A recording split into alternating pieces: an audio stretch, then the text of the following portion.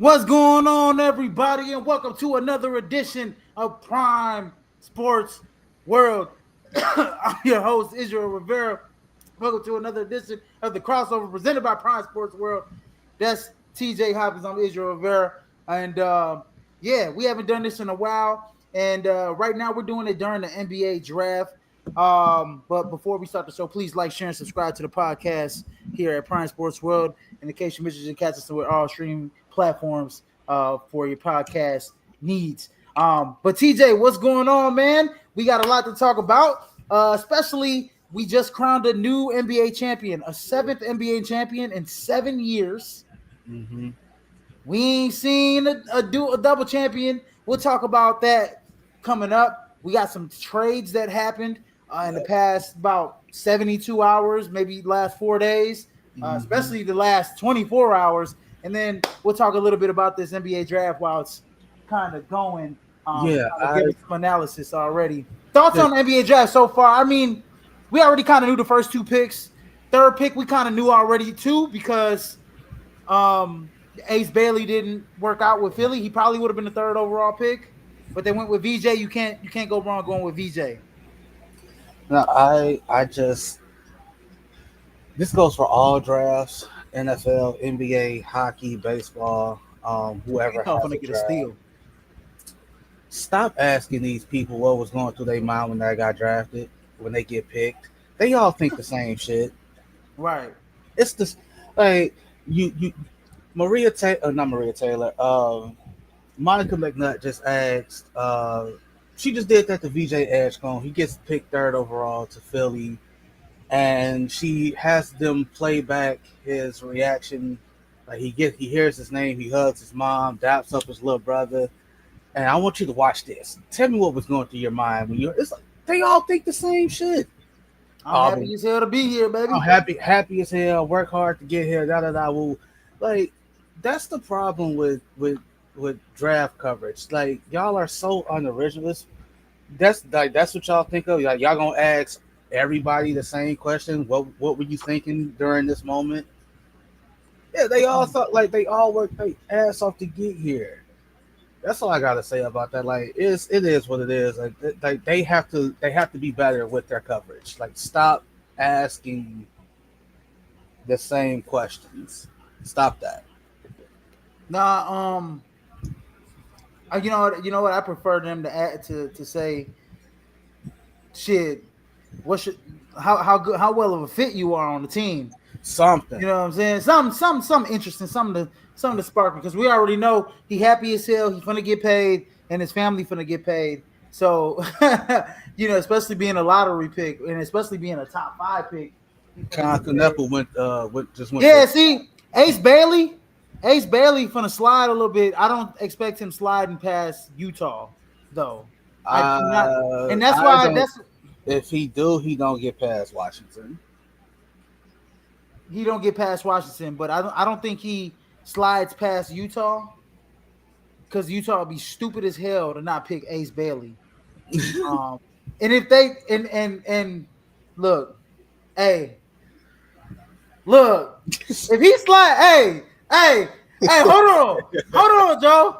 If he ain't getting past 10, bro. He ain't getting past. Hey, If the Bulls ain't right now on the phone saying, "Hey, who you want?" Woo, woo, woo, woo, so we can get Ace Bailey It right ain't now happening, at man. this juncture right now, though, It bro. ain't As he happening, continue, man. but as he continues to slide, the Bulls should be making that call, though. Don't you agree, though, bro?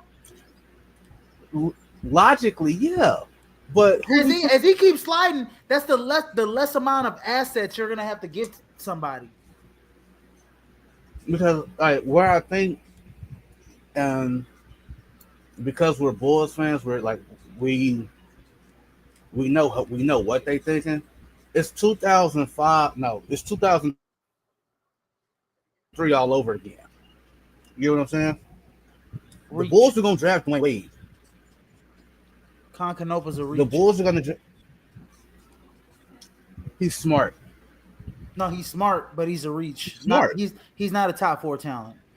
But I get the need because you already have what's his name? Brandon You got Brandon Miller. You got Brandon already. You got and you also have what's and you got Melo. You got Melo, you got Miles as well. So I think So I think that's what that is. Right? Like, so he's a guard. If Lamelo Ball gets injured again, he can literally just slide right into there. right, So right. on, so on and so forth. Um, so like back in 2003, like the Bulls are going to draft Dwayne Wade. If he failed to 7, he didn't make it past 5. Mm. So this is like this is that all over again, where it's if you like, and I say it all the time, if you want your guy, You gonna get him. don't wait, go get him. You gonna get him. I'm gonna Go give up Kobe White. I'm gonna give up Kobe. I'm gonna give up whoever the hell you want. I'm gonna give up some picks. I'm gonna give you Kobe White. so if you want I already got guards. so if you want your guy, go, and that's kind of where I'm at with it. Like I kind of like as much as I would love Ace Bailey on the team, my notion is like we don't need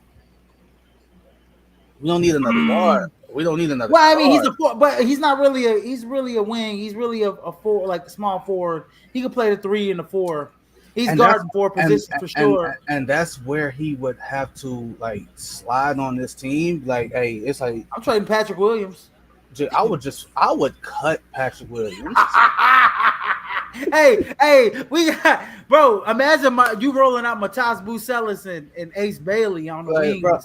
I want Patrick Williams going so bad. I would just say, bro, take the money we owe you and go live your best life, bro. Like, I would eat that money so bad because and to be fair, I I've given Patrick Williams enough of a grace period. Like when he got drafted at 18 years old out of Florida State, and he's giving you 9-4. That's okay as an 18-year-old. Yes, but That's you 24. that's okay as an 18-year-old, and it's like, all right, that's you kind of did that. You did exactly that in college. It's what like it is like you have your prototypical. You're 6'7", you strong as hell. You're a solid defender. If you work out the kinks offensively, you will be a rotational piece. Yeah, yeah, woo, woo. It's like you said. Now you're 24. You've had some injuries, but that's not the point. You're still only giving us 9-4. Mutas Buzelis has been in the league 1 year, and he's already matched your 30-point game output. Like however many games Mutas Buzelis had, 30-point games Mutas Buzelis had last season, Patrick Williams, you've had that in 5 years. So this is it for Patrick Williams. Thank God. But The okay, Hey, Utah just lucked up though. I ain't even gonna lie to you, TJ. Utah lucked up because they had the worst record in the league. They were supposed to get like a Cooper Flag type of. They actually, if they, I would be running up to go get Ace Bailey right now. Ain't no waiting. I don't even know why I would have made it 30 no, seconds. bro, I would because I think about Ace Bailey this. like, bro, I'm Because getting think the about top this. 3 pick Think at about number this. 5. I thought I wasn't gonna get it. Think about this, bro. Like if you're Ace Bailey, do you want to go to Utah? Not really. Do you want to go to Washington? No. Do you want to go to New Orleans? No. Houston's at 10. Houston can still move up. Can you imagine if he? Can you imagine Ace Bailey on Houston? Yeah, he be coming off the bench though. That's not okay. That's cool. That's He be coming off, fine. but he may not come off the bench though. He may not come off the bench. You may have a lineup of Freddie V, Ace Bailey. Nah, G, he ain't start. He ain't starting. He ain't No, no, starting. no. You Freddie V, Ace Bailey, what's his name? Asar Thompson, or is it Amon Thompson, and Yeah, I'm on time. Kevin Durant, and LP. No, With my boy coming off the bench as a sixth man. no, Jabari starting. G. Jabari coming off the bench as a Nah, sixth man. he's Ah, man. Jabari starting. G. Anyway, Get Jabari up out of here. Anyways, back to the Oklahoma City Thunder. The 2024-25 NBA champion. They beat the Indiana Pacers in 7 games. What an excellent series. great series. In game 7, Tyrese Halliburton, prayers up to him. Yes, He sir. ruptured his Achilles in the It's first quarter expected. after dropping 3. I mean, he had 3 threes. I thought that Right. was going to be a 30 points plus point game for Tyrese. He was going to the was way going it was crazy. going, He was the finna way go it was crazy. going, He's yeah, finna the go way crazy. it was going, and then the way Oklahoma City, was like, went that Kinda first tense. half. Yeah, around that first half was real tense. I think Indiana, would have. I think Indiana would have won if Tyrese was still in the game. SGA is the Finals MVP, first in 25 years to win the NBA Finals MVP, to be the scoring champion, and to be the league MVP. Mhm. And we already know who did that last. We already know who did that last. The Diesel. So yeah. Yeah, this Uh, SGA probably just had the Oh, bro, Utah greatest. just lucked up, bro. I know Utah lucked up, bro. Utah. They looked up so hard. Bro. They looked up so hard. I'm sorry, bro. They looked SGA, up super hard. Anyways, SGA, go ahead. SGA probably just had the greatest individual season ever. Damn near. All right, so Damn near. everybody talked about Michael Jordan's what year was that? 87, 87, 88 Where he's season. like 37 points per game. Gee, he averaged 37. He averaged 30. Bro, That's just he surreal. was out there balling. He was out there playing on rookie. He averaged 37. He won MVP. He won DPOY. He was All-Star Game MVP. But he couldn't get past the Pistons. He was All NBA. I forgot whatever else individually he won that year. He got it. That was to it. He got it. Like you I think said, he might. Did he win? I don't think comeback player of the year was the thing. Was that it was the not year after? Was that the year after he broke his leg? Because people forget Mike broke his leg. Only played like 10, 15 games his second year or some shit like that. something like that. Yeah. I don't think so, because I think in order to win comeback player of the year, I think you have to miss like the entire season, He then played come like back, 15 games or some shit. right, and then plus that, like the comeback player of the year, like they had to change it because they was giving it to people who was getting clean off coke and whatnot. But SGA to It was a hell of a time back then. hell of a time to win MVP, All-Star Game MVP, All NBA. Dude, SGA was already finna get about 76 million per with this new contract extension he finna get. That shit might be closer to 80 now. Mm-hmm. This is like SGA's literally finna get the highest contract extension in the history of the league, and with NBC now joining the ranks, like streaming finna be an all-time high for basketball because Hayden gonna be at an all-time high too. like what'd you say? I said Hayden gonna be at an Oh, hell all-time yeah. high too, because Mike gonna be on there hating hard. Anyway, I don't see Mike doing that, bro. Like I really don't.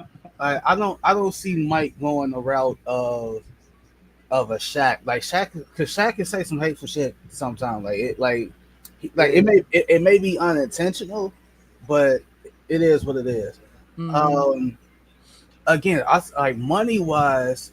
If you're the NBA, money wise, you wanted the Knicks to make the finals because it's New York. It's the biggest media market in the country. Yeah, woo, woo. basketball wise, if you're a true basketball fan, if you're a basketball purist, this is the series that you wanted. These are two teams that was evenly matched, wasn't that much of a difference between them. They both went 9, 10 deep, and they both had and they both their best players are guards. We Mm. already knew SGA. If the Thunder won, we already knew SGA was probably gonna win Finals MVP. On the flip side, if the Pacers won, it was more of a toss up. It could have been Siakam, it could have been Halliburton. Mm. That being said, I think that's where Halliburton goes from here. Not Finals MVP per se, but there were games where they talked about his lack of aggressiveness, and I couldn't help but think of Magic Johnson and Kareem, where Pat Riley pulled Magic Johnson to the side and be like, "Hey, you have to be our best player. Everything goes through you. Like you have to score more. You have to do you have to be more." And it's almost like Tyrese Halliburton wanted to get everybody else involved, then get his. You brought in Pascal Siakam to be the quote unquote number one, and it's like, nah, bro, that has to be you.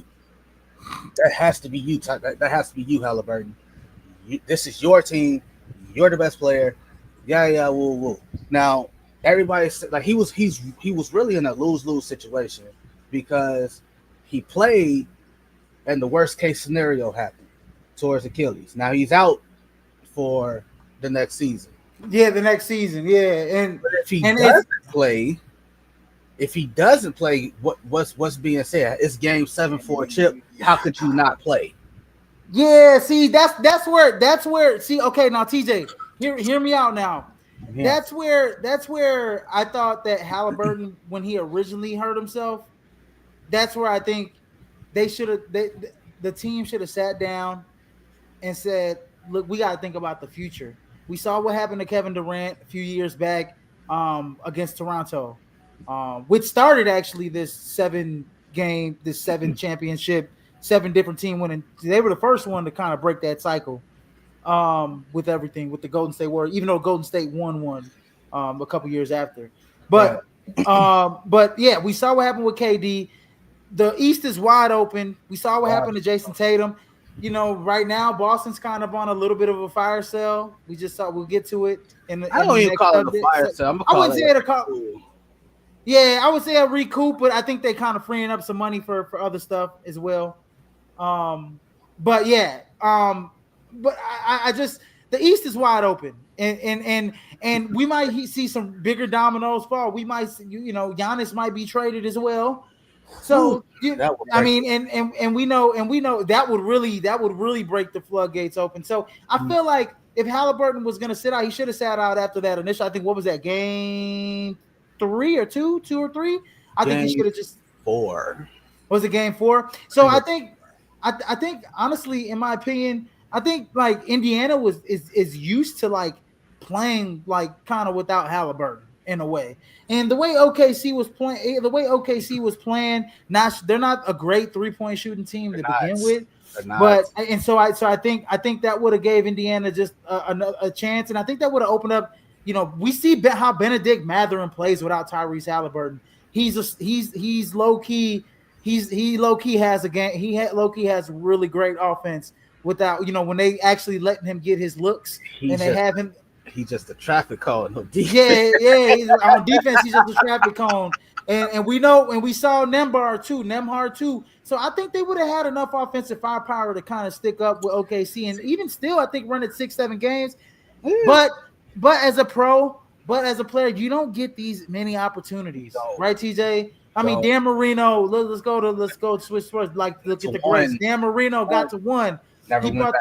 He packed that white suit and never wore it ever again. You know what I'm saying? Never went back. You know what I mean? Like, you got guys that go to the NBA Finals. Charles Barkley went to 1, never went back. You know what I mean? Never got close. Never got close to going. Well, he did with the what I think the Rockets made it to the semis or the finals at 1 year when he was on their team. But I'm telling you, like, it's a very rare opportunity to get to the championship game. So, and in any sport, and so you got to give it your all, no matter. You got to be game no matter what. So I don't blame Halliburton. He's gonna go. He's a gamer. He's a and pro. he said that. He said that hey, if I could do it again, I I'll do would. it again. I'll do it Yeah. again. And so like what's crazy is that stat right there. Like so under Adam Silver, this is the seventh different champion since he's been commissioner, right? Yes, sir.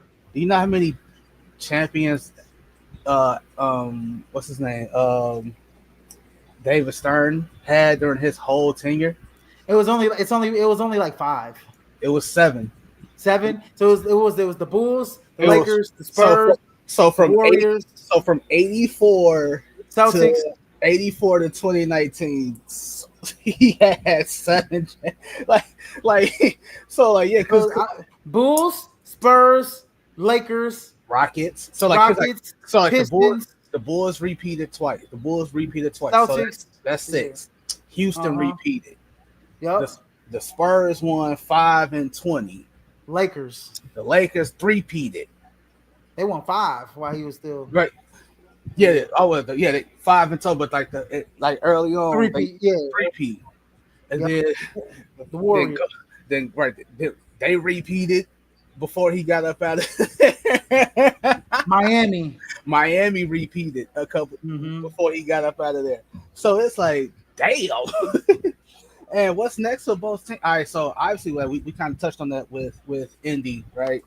If you're Indy going into this season, all right, you already know you're not going to have Tyrese Halliburton, but the East is still wide open. You should still be a top 4 team if you're Absolutely. You should still be a top 4 team if you're the Indiana Pacers. Absolutely. Right? That being said, Detroit gonna have something to say about that. And then Orlando's gonna have something to say. Gonna have something to say about that. New York gonna have something to say about that. Cleveland gonna have something to say about that. New York don't even got a head coach right now. Bare minimum. All right, so bare minimum. Indiana, you should be no lower than 5. Dead ass. I'm so serious. You should be no lower than a 5. OKC, yeah. OKC should. Hey, TJ, go ahead. I'm gonna give you the honors because you always you say it. Okay. Hey, do it again. Yeah, there you go. I know you. Yeah, there you go. There you go. But do it again. Yeah. Hey, but out of all the teams that have repeated, not like there hasn't been a team poised to repeat like this since the Warriors. Since the Warriors are with KD. Everybody's young. Everybody's still like so. Your core, SGA, J-Dub, Chet. 2 out of those 3 finna get extensions. You gonna take care of them. You finna pay J-Dub and you finna pay Chet. You potentially have. Well, you for sure got 2 All-Stars in my opinion. Well, obviously SGA's an All-Star. I don't know if J-Dub made I don't think he did make the All-Star team last year. J-Dub and was it Evan Mobley were the only 2 players to be all NBA defense and I think in an All-Star game, some shit like that. Yeah. So yeah, J-Dub's definitely on the precipice of being an NBA All-Star, and I expect Chet to take the next jump up to be an NBA All-Star next year. So you potentially have 3 All-Stars on that team. They still have value. They still have picks, so they can make a trade. And Brian Windhorst said the best. Like there were dudes that could contribute to this team that didn't even play. They literally got dudes just stashed away. Nikola Topic, he one of them. He didn't. I think he had a partial. He didn't even play. He didn't play all season. He had a partial tear in his ACL or some shit. Which is because he didn't even have a full tear. He had a partial tear, and they said, you know what? Hey, we got it. Take it easy. And if it and everybody and it, we watch basketball. We cover this shit all the time. Like that kid has some potential. I mean, I saw some of his games. I mean, I'm a big basketball head, so I watch games overseas a lot too. And man, I caught a couple of his games. Man, that dude goes north south. He's got a left. He's ambidextrous. He's ambidextrous. My bad.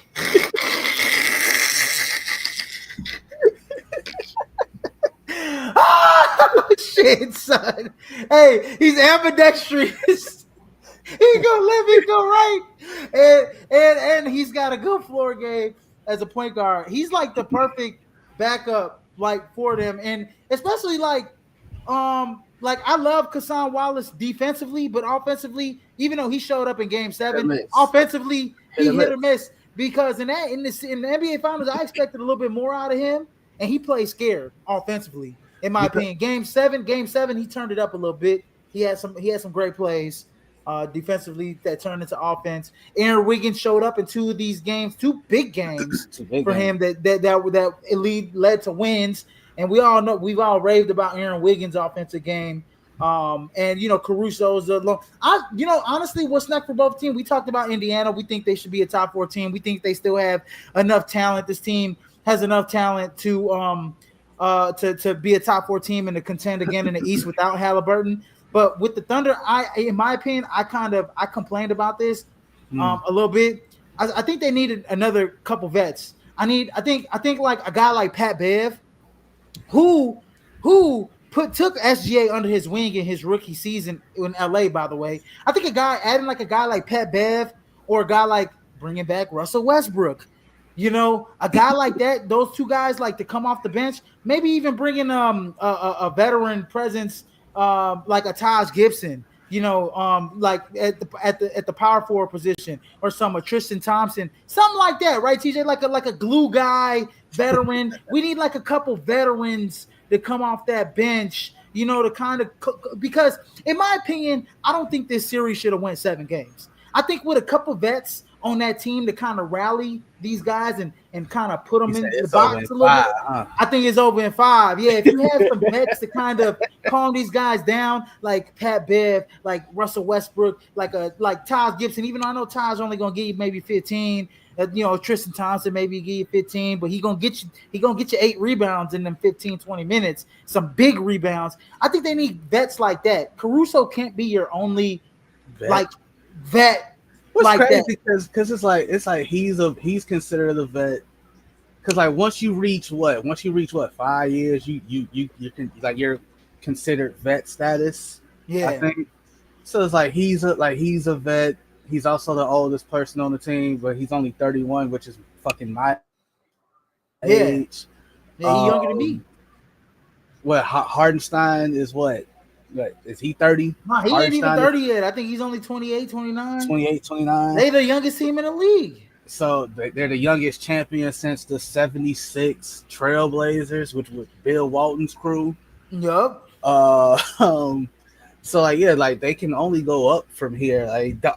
And I'm on Twitter, like the I never watch the post game shit. I despise it, and despise is not the right word, but that's the word that came to mind. Like I never watched the post game. Like even when the Cubs won the World Series, I didn't watch none of the post game stuff.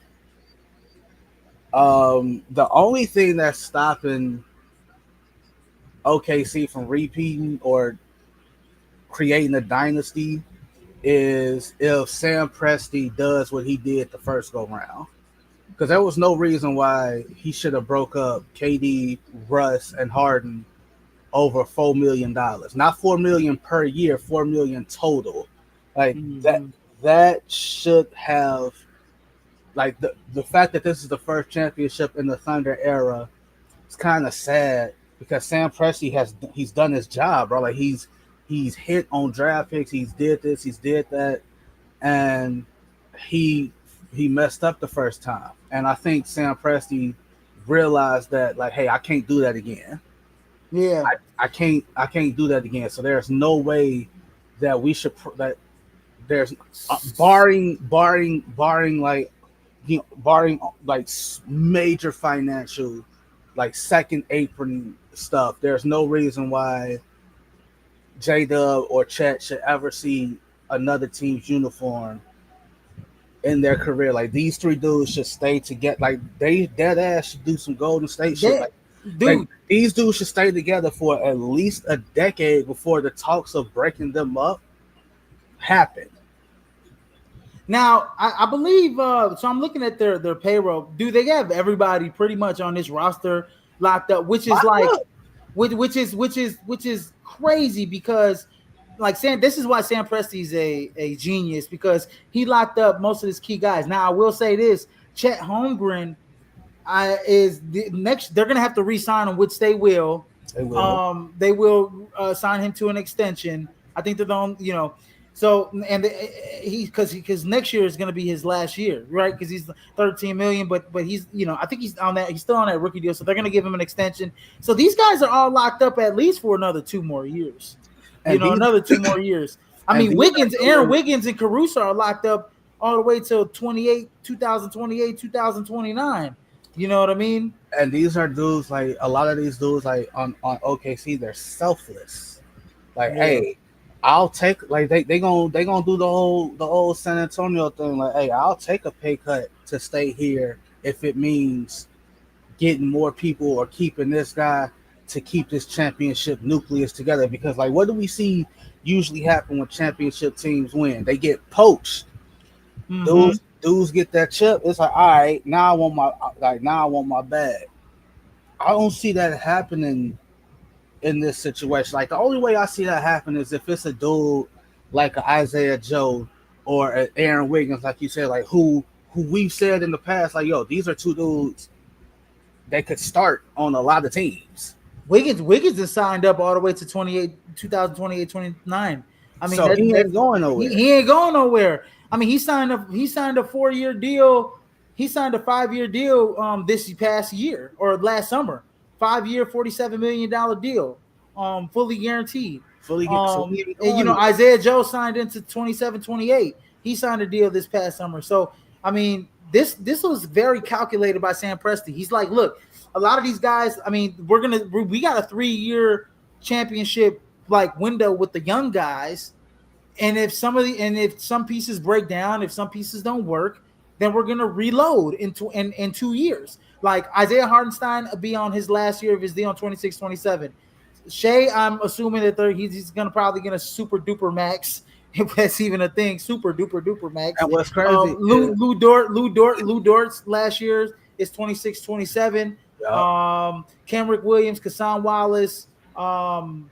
That's it though. One guy I can see that may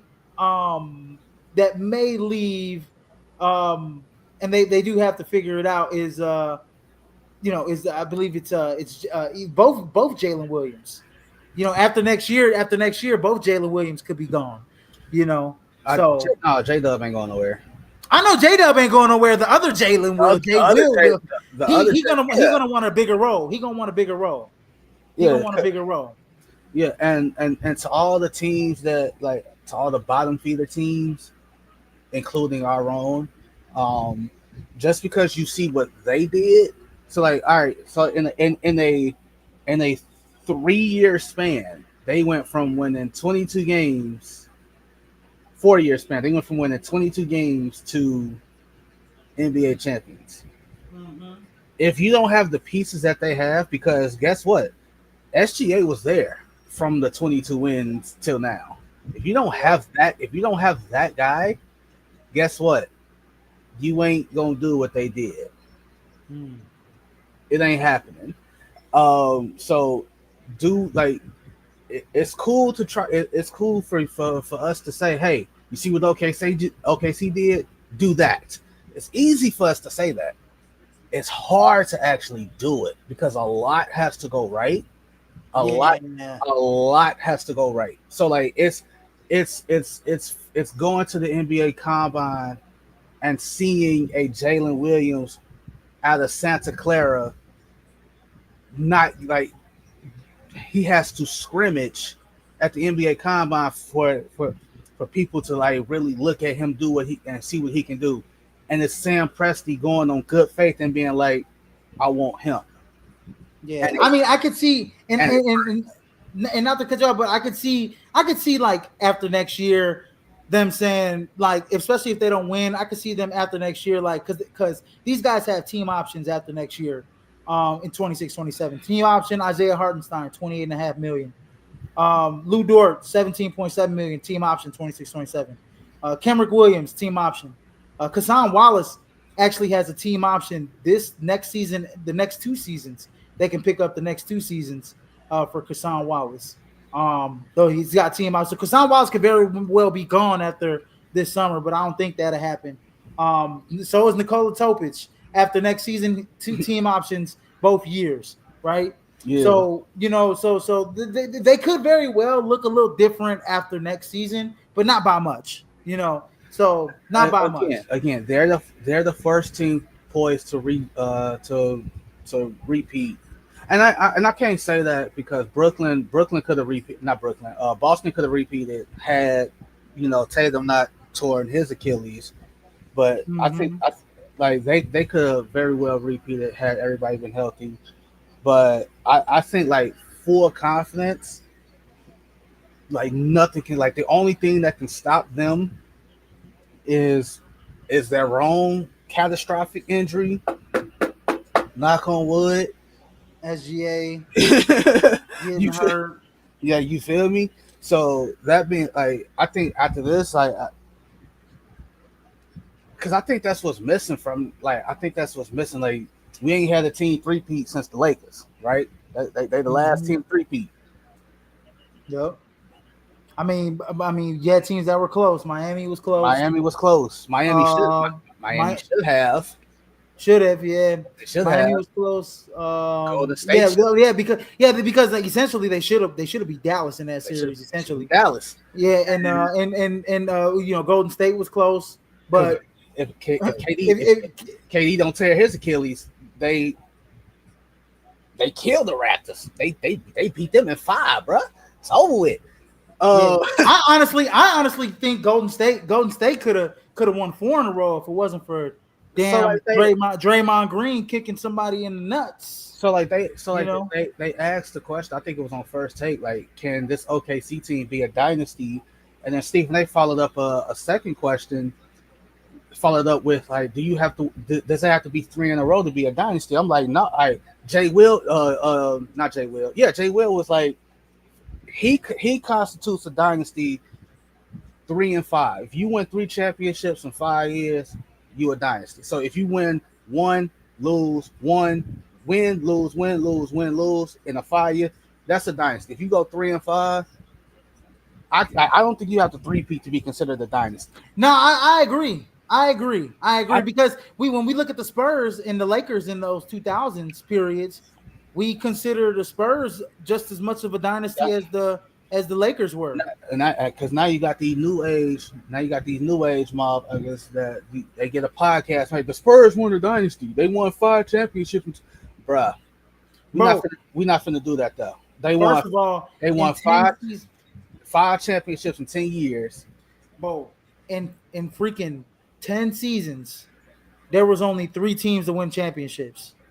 Or I think it's 11 seasons. 3 teams to win championships. The Spurs, the Lakers, and that 1 year that the Celtics won. And check this out. Under Greg Pop, that trio, Duncan, Ginobili, Parker, 18 years, 50 wins at least. 50 wins. The At one, I mean, least. dude, that Spurs team is legendary. At least 50. People hate them. People hate on them though, TJ. You want to know why?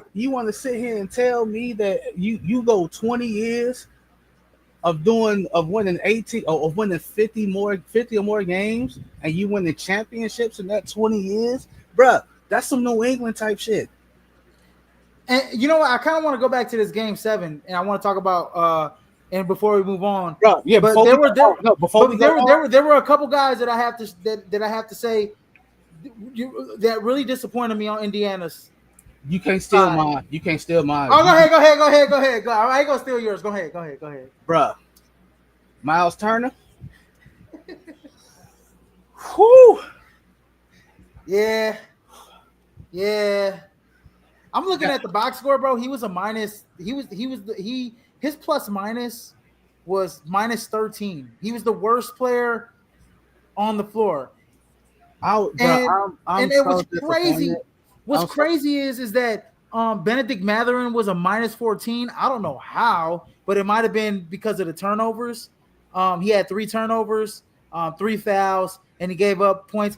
TJ McConnell was the second leading scorer, the top for the second leading scorer. The reason why he was a minus 12, 7 turnovers. People forget. Look, you had 3 assists, 16 points. You had like 10 straight points in the third quarter or something like that.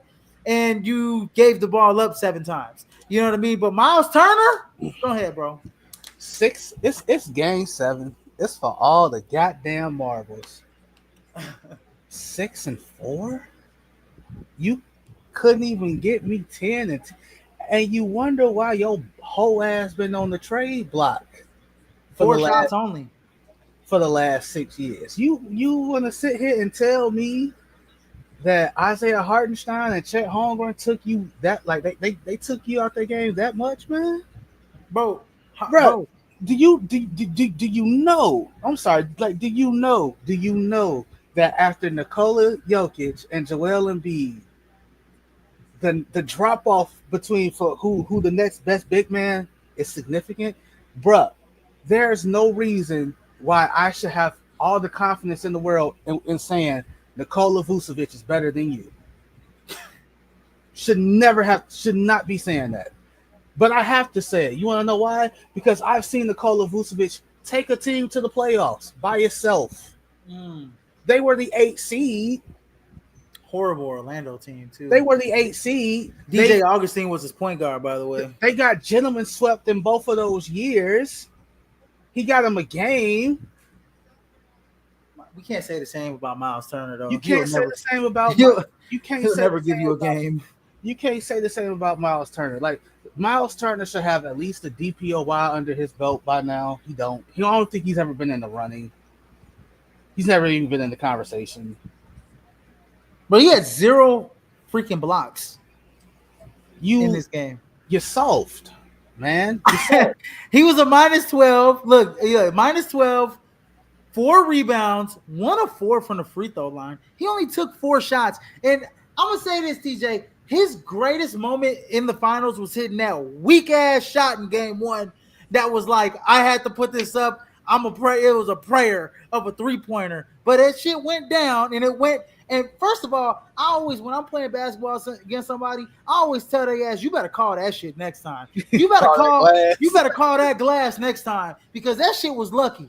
Okay, that shit was lucky. That shit went off glass and it went in. But like, real talk, that was your best moment in the finals, in my opinion. I'm really only disappointed in him. Like, I don't, because like I'm disappointed in Obi Toppin.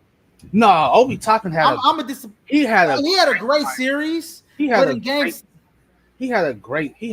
finals. He had a great finals, but in game 7 he didn't show up. Because like I'm not expecting Obi Toppin to like you get what I'm saying? I'm expecting Miles Turner to be one of them guys. Like, bro, you have to be one of the, like it go Halliburton, Siakam, or Siakam, Halliburton, however the game go, and then it's supposed to be your ass. Obi Toppin should have never had games where he was better than you on the floor. Like, that shouldn't have happened, bro. Like, Obi Toppin played a hell of a series. He was looking what they say on Twitter. He's the LeBron James of Kyle Kuzma. The internet's undefeated for that. Internet is undefeated. So like, like moving forward, bro. Like, if I'm the Pacers, like you. Again, bro, like you were wondering why Miles Turner was on the block. Now other teams are probably like, now you see why we ain't want his ass.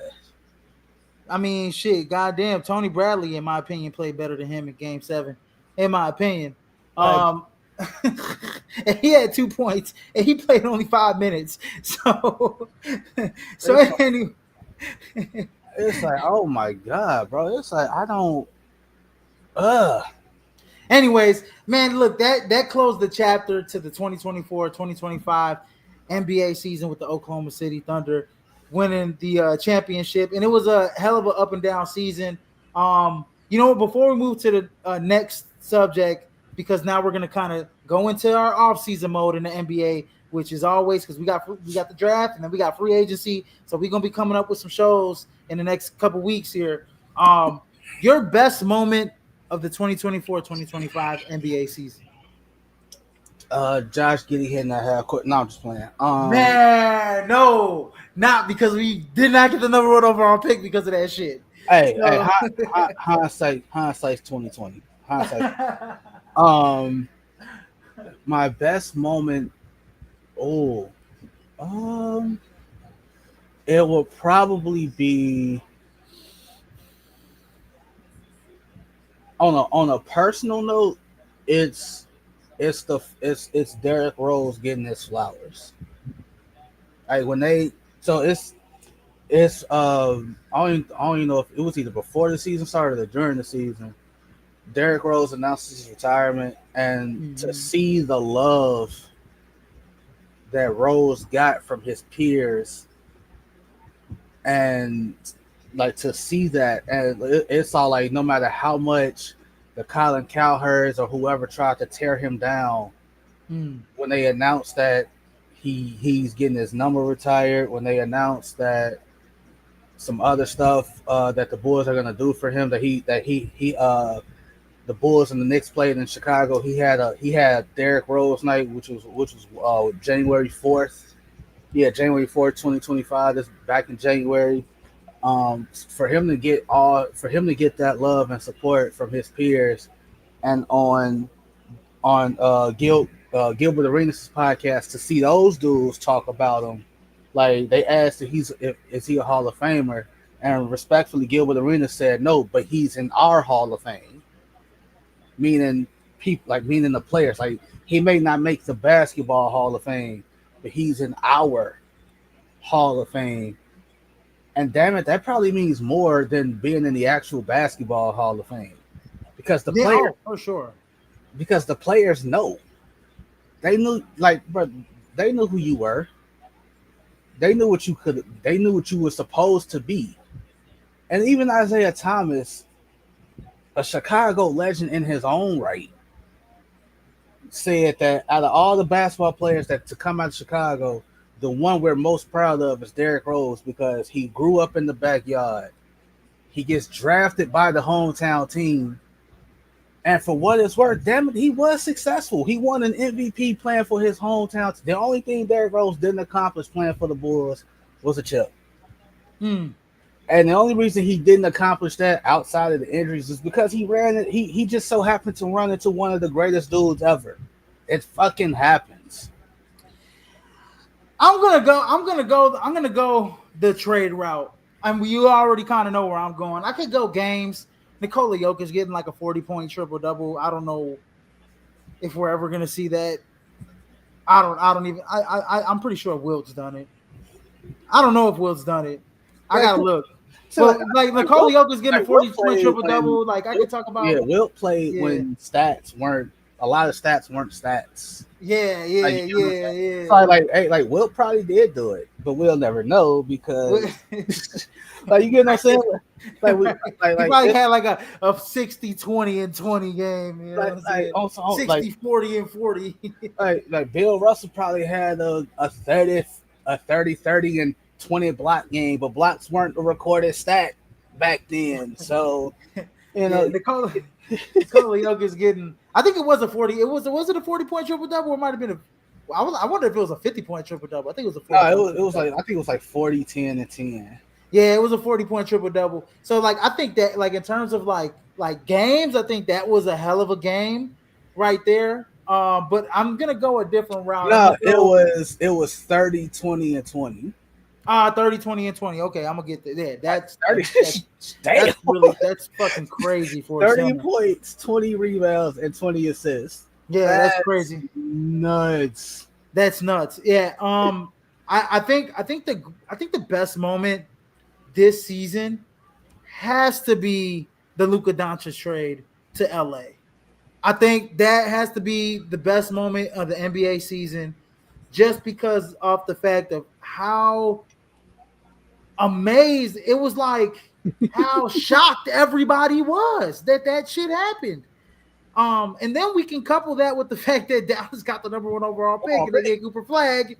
But I still think Luka Doncic getting traded in his prime. I mean, I don't like he's still just kind of scratching the surface of his prime. Luka Doncic getting traded to the Lakers with LeBron. I mean, come on now, like that right there is a crazy NBA moment that everybody will be talking about, like literally for the rest of their lives. Like remember that time when Luka Doncic got traded to the Lakers, like for Anthony Davis? That shit was crazy as hell. I remember that shit happened in 2024 and shit. It's 2020, it's 2050 and shit. Right. You know what I'm saying? Like So, we're gonna be so old men. Me and because you gonna be again, old men sitting. Me and you gonna be old men in our 60s, 50s, and 60s still over talking there, about still talking about that shit. so because Like, like again, like this is and Common Malach just went to Houston. Shout out to him. oh Um, wow, that's yeah, big time for them. at 10. All right, so check it out. Like the Luka Dutch thing, like when it first happened, I said it was a dumbass trade on both sides because if you're at like on the Dallas tip, you don't trade old, you don't trade young for old and injury prone. Mm-hmm. And I understand Luka has also had his own injury issues. Right. On the Lakers side, my my notion of it's dumb for them is you better pray he signs an extension to stay in LA because if you make this trade and he leaves, whoo, then it's ugly. Now it's pretty evident that Luka Doncic is going to be a Laker for at least for right now. What's looking like the rest of his career, we don't know what's going to happen. Yeah. How is this trade look at if Luka Doncic doesn't bring the Lakers to the promised land? Because LeBron's getting closer to the end Oh yeah, LeBron's. than he is the mid. Like, what we get LeBron? What, another two maybe? Well, well, with new ownership, I think always with new ownership, it can always go either or. But I think current ownership, I think Jeannie Buss and the Buss family. I think in all honesty, Oh, I don't think Jeannie. I don't think Jeannie. I don't think Jeannie really enjoyed running the Lakers like that. Would you agree? Because I think that was Dr. Jerry Buss's thing, and I think once Jeannie got it, I mean, yeah, the two championships or whatever with Kobe and Powell, I mean, that was like, you know, that was like, you kind of like luck up a little bit. I mean, you construct the team. I mean, you kind of get the remnants of Kobe, right? Kobe in his prime, towards the end of his prime, and then you pair him up with Powell. It's kind of a win-win situation. You get two championships, cool. But ever since then, you win one in the bubble with LeBron. I give her that, but I don't think Lakers organization or Lakers brass was really looking to, they So weren't here's they the weren't thing. looking to be like they weren't looking to be the dominant force that they were in the 80s So and here's the in the thing. 60s. Like, so You she's know, so like the Buss family. They're not. They're just not majority owners anymore. right? They still gonna be part-time owners. Yeah, and this is also one of those things where it's. I don't know if I know she doesn't. I'm pretty sure she doesn't have kids. I don't know if her brothers or not have kids. So it's like it Mm, could, it could be one of those things where it's like we don't have anybody to pass this down to. right, right. Plus, Like plus, I'm getting what, 5 billion? 10. Was that 10? My bad, 10 $10 billion. Like I'm The getting 10. highest, the highest valuation for a sports franchise in history. So like before, like Boston gets sold for 6, and the Lakers say, "Hey, hold my bill, add another 4, and that's what we worth." First of Damn all, it! first of all, first of all, let me tell the people out here that don't realize how much $1 billion is. Okay, fuck a million. I Right, mean, I'm saying that and I'm broke, TJ, respectfully. but respectfully, but like to people that are like, oh, they only got $10 billion. Do you know how much 10? Do you know how much $1 billion is, bro? You're in the fucking upper echelon of the upper echelon of humans out here. That you know what I'm saying? That like of the rich elite financially. Like I'm talking like you could be a piece of work. You know, I don't want to get into words, but you could be a piece of work and have all that money. And we see it all the time. Evil people have money all the time. But like to get $1 billion is ridiculous. To get 10, do you know how much $10 billion is, bro? Bro. If you stacked up $10 billion and stacked it all the way up to the sky, like you'd reach the atmosphere and back, like in the space and back. Like I think you could reach the moon. That's how far $10 billion, $1 billion a stretch, something like that. I don't know. I don't know the science. I gotta have to look that up. I'm probably bullshitting at this point, but it's a lot of freaking money. Who says no to $10 billion, TJ? Nobody says no to $10 billion. I'm sorry. Nobody. But I think with a new majority owner, I think the Lakers will start to see they can either go bad or good. I got a Sacramento Kings homie. He's a fan, a big time fan. Sacramento Kings. He absolutely hates his fucking owner. He hates his owner, and that guy has a shit ton of money, and he's done a whole bunch. He's got all these hotels, and he's got all these businesses, and he's built it around Sacramento, and he's literally just kind of ran amok shit. You literally had Tyrese Halliburton and De'Aaron Fox on the same freaking team, and you traded both of them away. You know what I'm saying? Like, and now you're like, oh yeah, we need a point guard. You had two of them. You had two of them, bro. You had fucking two of them. So you can end up being like the Sacramento Kings. And you had Davion Mitchell, who you traded. Yeah. So you can be like the Sacramento Kings, or you can end up being like Oklahoma City, maybe. Who knows? But anyways, that's a close on the 2024-2025 NBA season. As we go into the off season, we got some trade news, and we'll kind of just spin it real quick in lieu of time. But we'll start with the first domino to fall, and that was Desmond Bane going to Orlando. And man, I mean, golly, Orlando was able to. Memphis was able to, get some assets. Get some assets for Desmond Bane. I mean, you're talking about, dude, they traded Desmond Bane for Kentavious Caldwell-Pope, Cole Anthony, 4 unprotected first-round picks, and 1 first-round pick swap. I mean, offer Desmond Bane. Quick thoughts on the trade for both teams. Desmond Bane ain't worth all that. But anyway, my thoughts. So obviously, like, this is null and void if KCP has a better year. KCP did not have a good year in Orlando. Mm-hmm.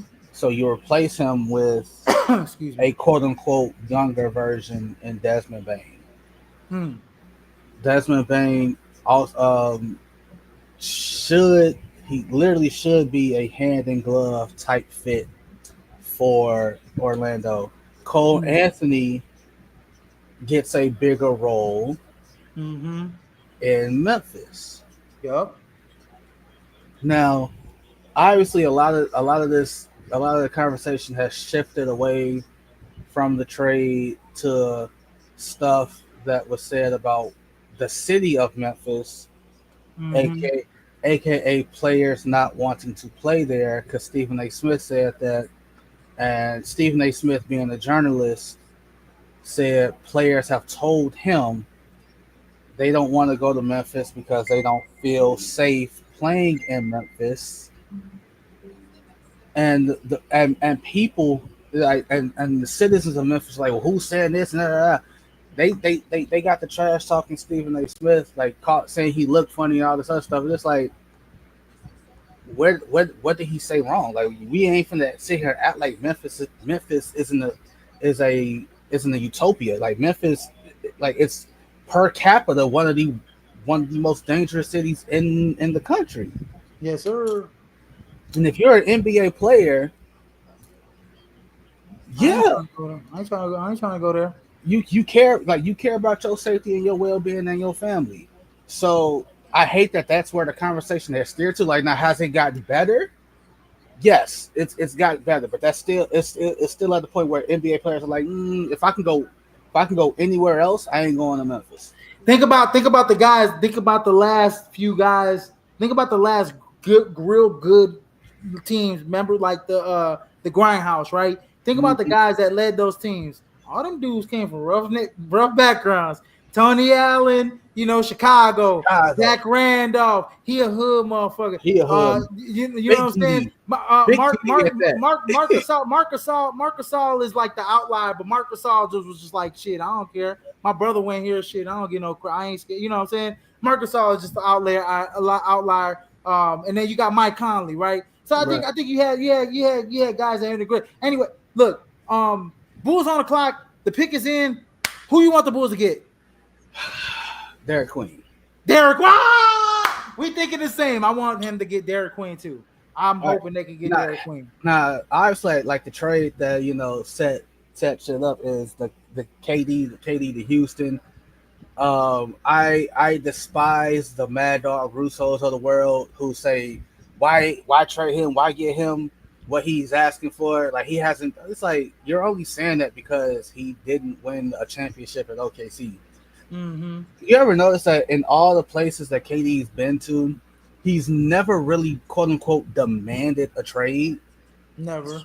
He's probably only done it twice to get out of Brooklyn, and probably this right here.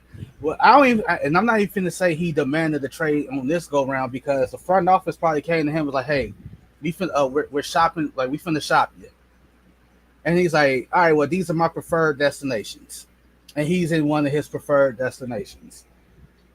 Yeah, it was San Antonio, Miami, and Houston. And then you find out Miami didn't want to part with some of those guys, and it's just like, are you fucking kidding? It's like, yeah, Pat, it's time to go, bro. Man, we were talking about the other day. You were like, bro, they didn't want to part ways with Hayward Highsmith and Jaime Jaquez. Like, are you in Nikola Jovic? Like, are you kidding me? Are you kidding? Like, bro, I'm giving all three of them mugs away. You're talking about the Jaime Jaquez that fell out of the rotation at the end of this season on Spo's bench, on the Spo's bench. You talking about a second round? Like, I don't think Hayward Heisman was. He was an undrafted player. Undrafted. With the funky shot. Hayward Heisman with the funky shot. You won't keep him. You talk about Nikola Jovic, who actually kind of replaced Jaime Jaquez in the rotation towards the end of the season. I don't know what for. But I guess Spo liked his energy and his two-way ability. But it's like, I'm trading all them for Kevin Durant. Yeah, and you see, and it's like, damn, it's like now you see why Jimmy Butler wanted out. Like you see it now. So it's like, I was like championship odds for Houston before the KD trade were like 18-1, which is also kind of crazy considering this is a team that finished second in the West. Mm-hmm. Albeit they lost to a team that they should have beat in Golden State in the first round. They did go 7 with Golden State. Mm-hmm. After the KD trade, their odds go from 18-1 to 8-1. So to say Kevin Durant doesn't mean that much or isn't that much of a difference, bullshit. It's so that trade that's 27 a game, bro. That's 27. That's 27 points a game. And Fred VanVleet just signed a 2-year extension too. He's been the consummate professional and a winner ever since. I mean, forever. I mean, I've watched Fred VanVleet since he was at Auburn High School in Rockford, and he's a Rockford legend, and he's a winner in the state of Illinois. And he was a winner at Wichita State, and he was a winner in Toronto, and he's a winner in Houston. You know what I mean? And so you add that, you need guys like that. Oh, we got that that kid. He's playing in the German finals right now. Oh yeah, Noah Asengual from France. What you know about him? Not a lot. You know anything about him? You don't know nothing about him? No, I don't know nothing about him. I the only thing I know is that he's another one of them athletic French dudes that can stretch out and I don't know what they drinking out there in France, but he one of them 6'10", 7-foot mugs. It's crazy, France bro. that can do a lot. You know what I'm saying? We need to find out what's in the water.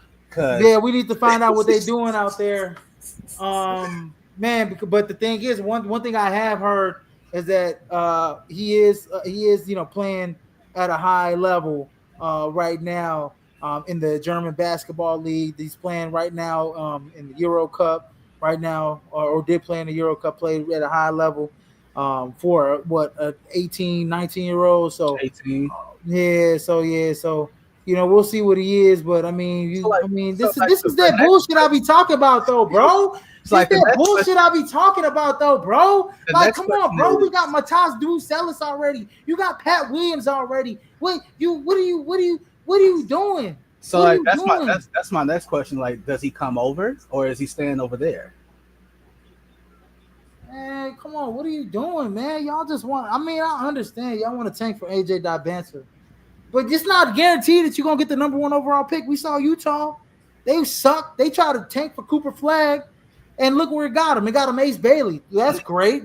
I'm surreal. Nothing against Ace Bailey, but they tried to tank for Cooper Flag. They lucked up on Ace Bailey. They super lucked up this year on Ace Bailey. They lucky Ace Bailey didn't go to Philly's workout. They lucky they rubbed off. They lucky that Brandon Miller was on the Hornets. You know what I'm saying? But it's like Chicago. It's like, what you doing with a 6'10", 204 dude? You already got them. You already got Matas Booster. What you gonna roll them both out? What you gonna do? What you gonna Pat Will? Like, come on, come on, man. What we doing here, man? What we doing here? You got Derek Queen that can literally, like, God damn it. We just talked about Nikola Jokic fucking dropping a 30, 20, and 20. That's the Derek Queen is the fucking only guy in this draft at center position that could do some shit like that. And you're gonna pass up on him. Like, this is how I felt when they passed up on Michael Porter Jr. and they got Wendell Carter. You know what I'm saying? Like, come on, bro. Come on, bro. Man. What we doing here, bro? And if you go on Twitter, it's like, hey, Derek Queen was right there. It's like, what are you doing? What are you doing? Y'all, What you doing here, bro? Like, y'all know how to piss a fan base off, boy. I swear to God. I swear to God, goofy as hell. I swear, I can't stand Jerry. Man, whatever, man. All right, so next, let's talk about these trades. trades. Drew Holiday to Portland for Anthony Simons. Obviously, if you're Boston, you know what it is.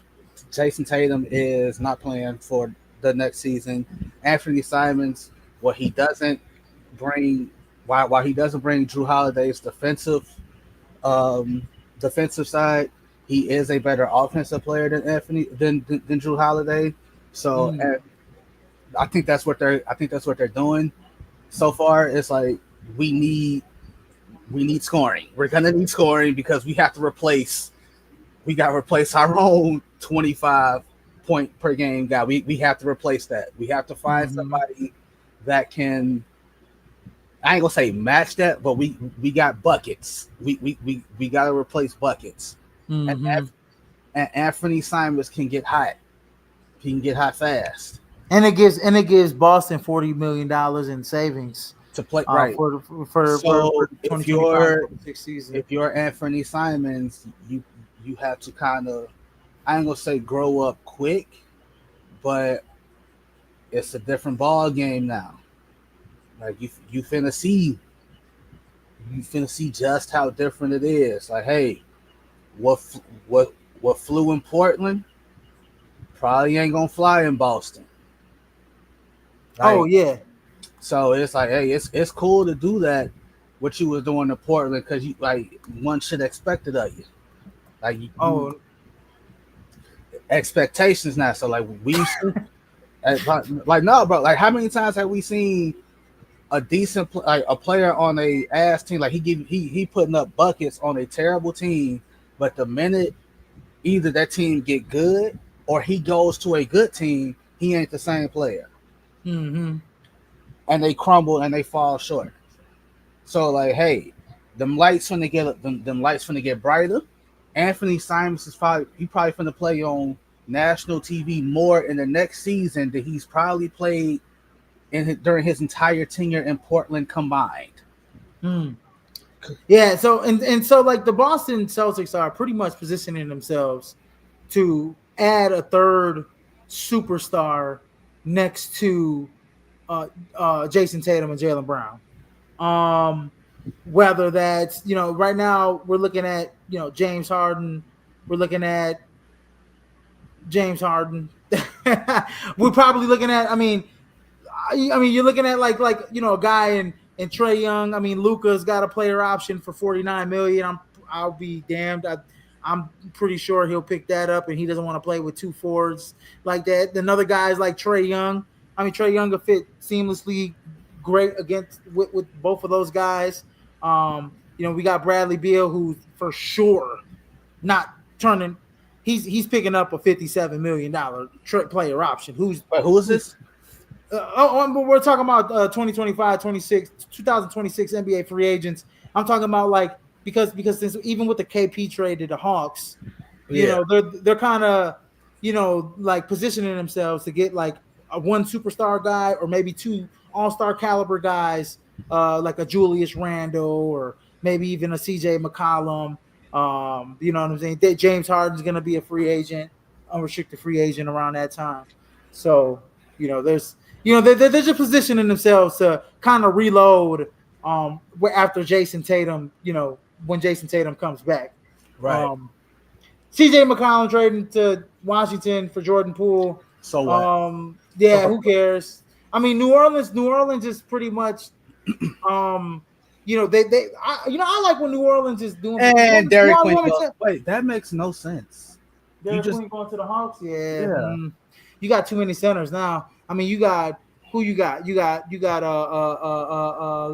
what's his name? You still got you got KP. You just got KP. KP. You still got Clint Capella. Yep. You got what's his name? Buddy that godly. The name is his name escaping me. Buddy that played with LaMelo and them from USC. Yeah. Aneko Kongu. Yeah, you got Kongu. That makes no sense. Yeah, you adding too many damn front court players. But David disagree with both of us. He can say you can never have too many centers. Yes, you can. He said that shit sarcastically. I know. But yeah. So the one thing about New Orleans, I will say this: they're actually going in a direction, something that like the Chicago Bulls need to understand. Wait. Pause. Like you said, New Orleans. Like what? So what's the direction? What direction is New Orleans going? We're gonna suck for a bunch of years so we can acquire a bunch of draft picks over the next 3 years. So you mean to tell me like what they've been doing? Because hey, we're gonna go super young. We're gonna try and tank for AJ Dibanta. We're gonna try and tank for whoever else comes after that, and whoever else comes after that. No. Like that's they might tank all the way till the fucking kid from Spain comes into the draft by next 5-6 years. You know what I'm talking about? The one African kid from Spain that plays for Barcelona. Yeah, the dude that's supposed to be 18, but he really got to be at least 25. That nigga at least 25. No. He's not 18. He's like 13, 14. And he really 18. He looked like he 18. So to say New Orleans has a plan, I disagree because you had CJ McCollum, you had Ingram, you had Zion, and you still sucked. So to say, let's trade this guy away, and that no, you still to suck again. It's like no, you still suck. You sucked with those guys, so you could have kept those guys. And you still could have been terrible, which is what you literally just did. So it's like I disagree with Houston, with New Orleans having a plan. Washington also doesn't have a plan because like you got a bunch of young dudes and you got a few old dudes. Nah, hell no. Now they got a bunch of old dudes. Now they got hella vets on their team. You got Chris Middleton. You got CJ McCollum. You got a whole bunch of other vets, man. I can't remember who. Let's look at their roster right now. I think I saw something on Twitter. They called them like the Washington vets or some shit like that. Somebody was like, hey, so it was Middleton, McCollum, and oh god. So right now they got Marcus Smart. Chris That's Middleton. who it was. So it was CJ McCollum. It was McCollum, Smart, and Middleton. Somebody was like, they look like a R&B trio who lost their masters and got a tour just to get paid still. Yeah. They got hella vets. They got hella vets now. around. And I'll tell you this, man. One guy that there's three guys on that team, or really four guys, because they got young guys. They just added, I think they just added Trey Johnson right now too, right? Oh, and Um, Derek Queen he's going to New Orleans, which See, there we also go. still doesn't make You got a still little kind direction. like all right. So they still got Valanciunas, you still got Zion. Okay, yeah. Bilal Coulibaly played. Got Bilal Ass, Coulibaly is one of the. No, hell no, ass.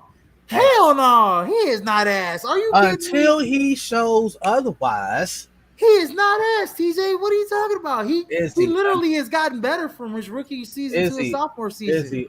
He's gotten Until so much better. I Carter, thought he was gonna be ass at first. until he shows otherwise, he's ass. I thought he was gonna be ass because I actually watched a lot of his games Now, with to be him fair, and Victor on Nets. to be fair, going back to our draft pick, Alex Sarr is ass. He's yeah, ass. he was He's pretty super bad.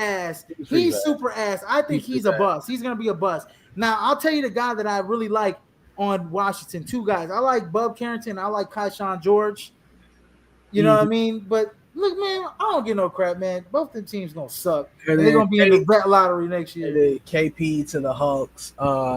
KP with this illness. I really need people to stop saying that it's HIV/AIDS because that's a Oh dangerous game. wow, that's fucking stupid. Why would they say that?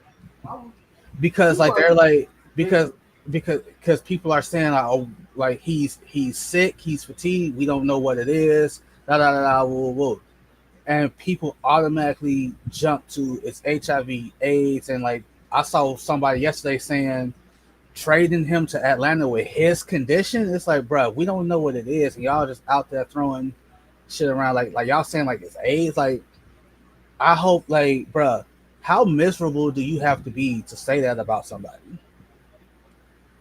Like, dude is probably up in his house, terrified because he has no idea what's wrong with him.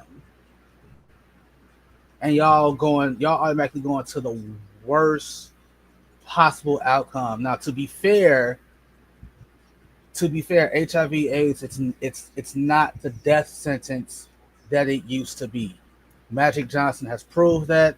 Millions of other people have also proved that. As long as you do what you're supposed to do, you take care of yourself, you can still live a long, fruitful life.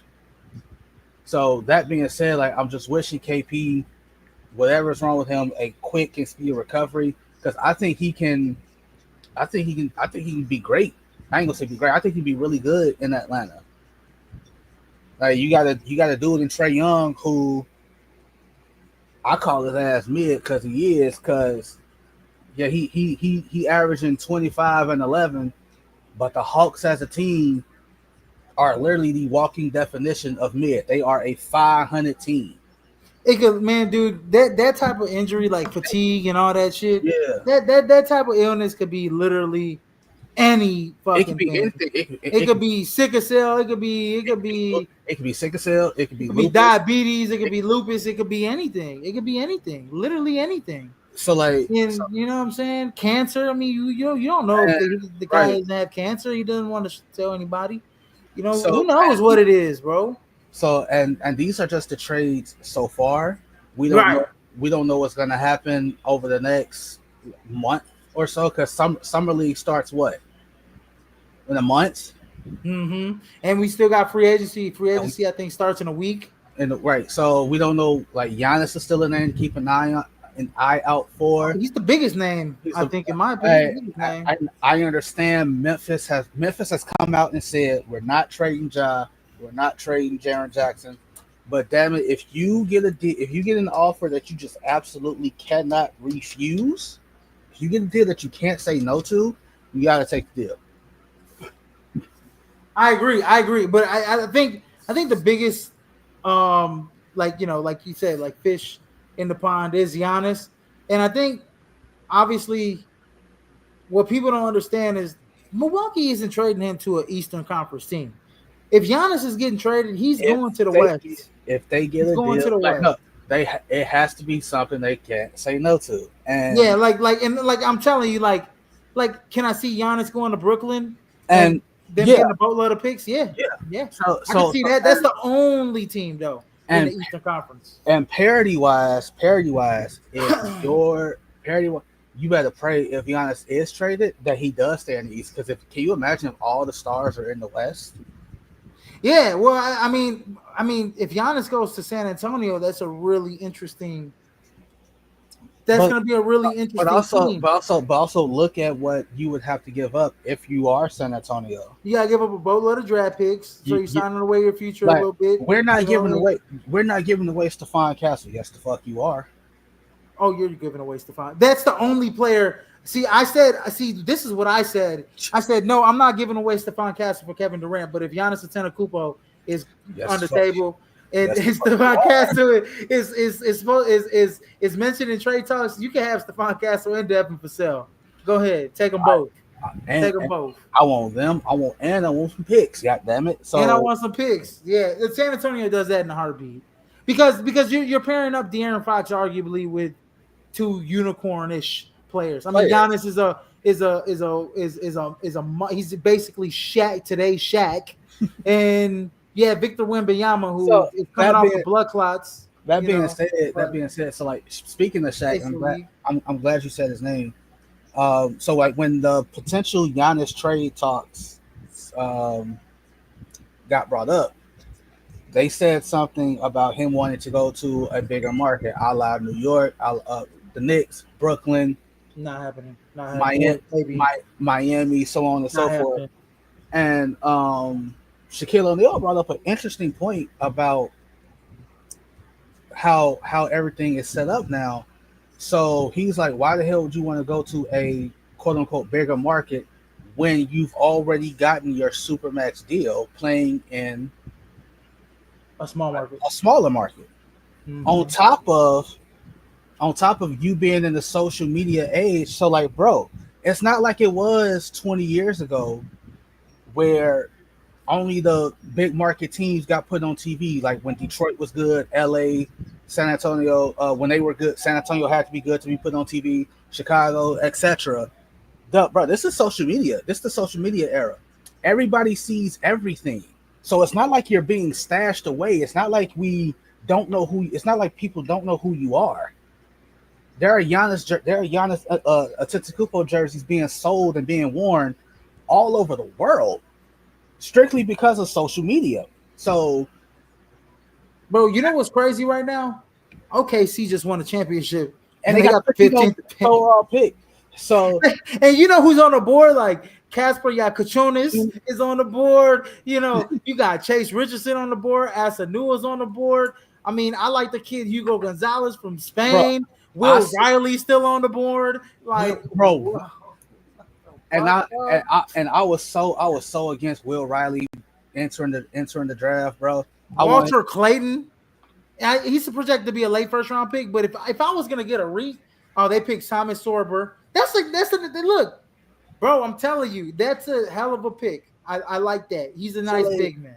well, back to what I was saying. So like with Shaq, Yeah. so basically what Shaq was saying is like Giannis shouldn't want to leave Milwaukee because he's accomplished everything that you're supposed to quote unquote accomplish in a big market.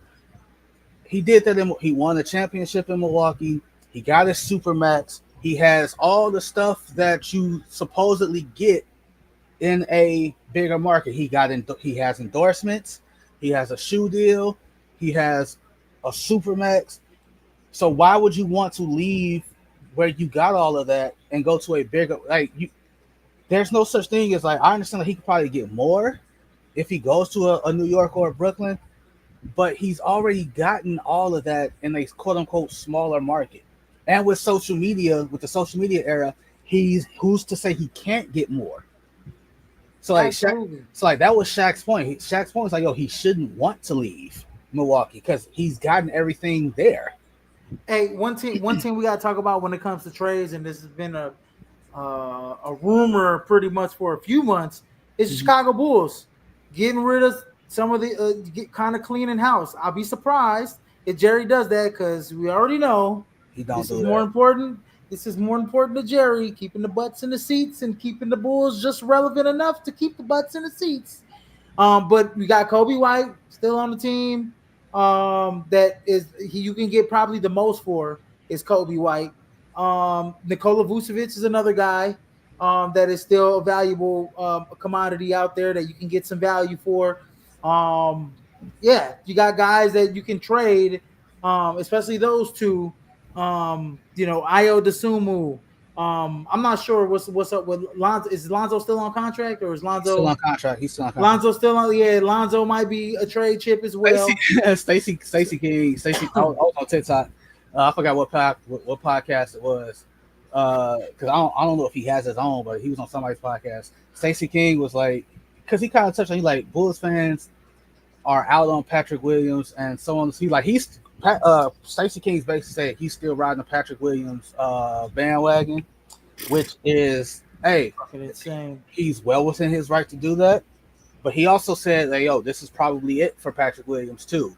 So he was all like, if people call, if he was the GM and people call him about Kobe White, like, we're gonna offer you a bag of chips, a sandwich, and 2 bags of chips and a sandwich for Kobe White.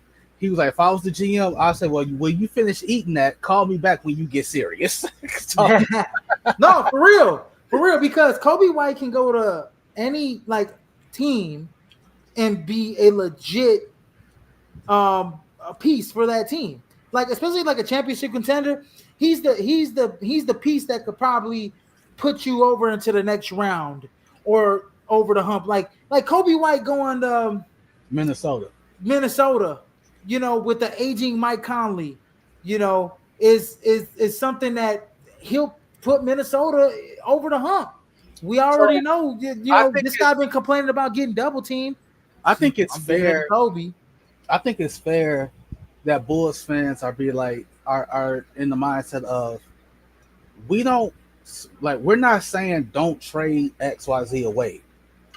What we're saying is don't trade them away just to trade them.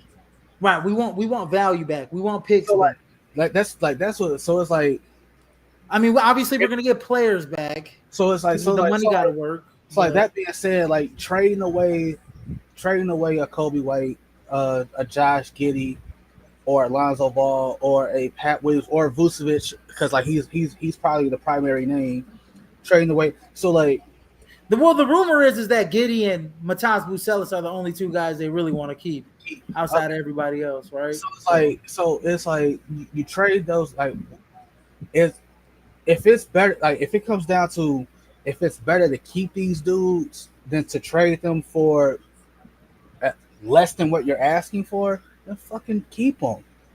Yeah.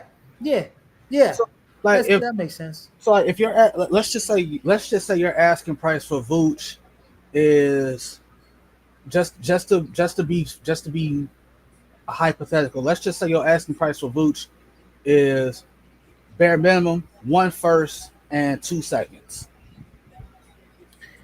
right? 1 first and 2 seconds, and somebody call you like, well, we ain't gonna give you a first, but we'll give you 3 seconds instead of 2. Do you take that deal? Yeah.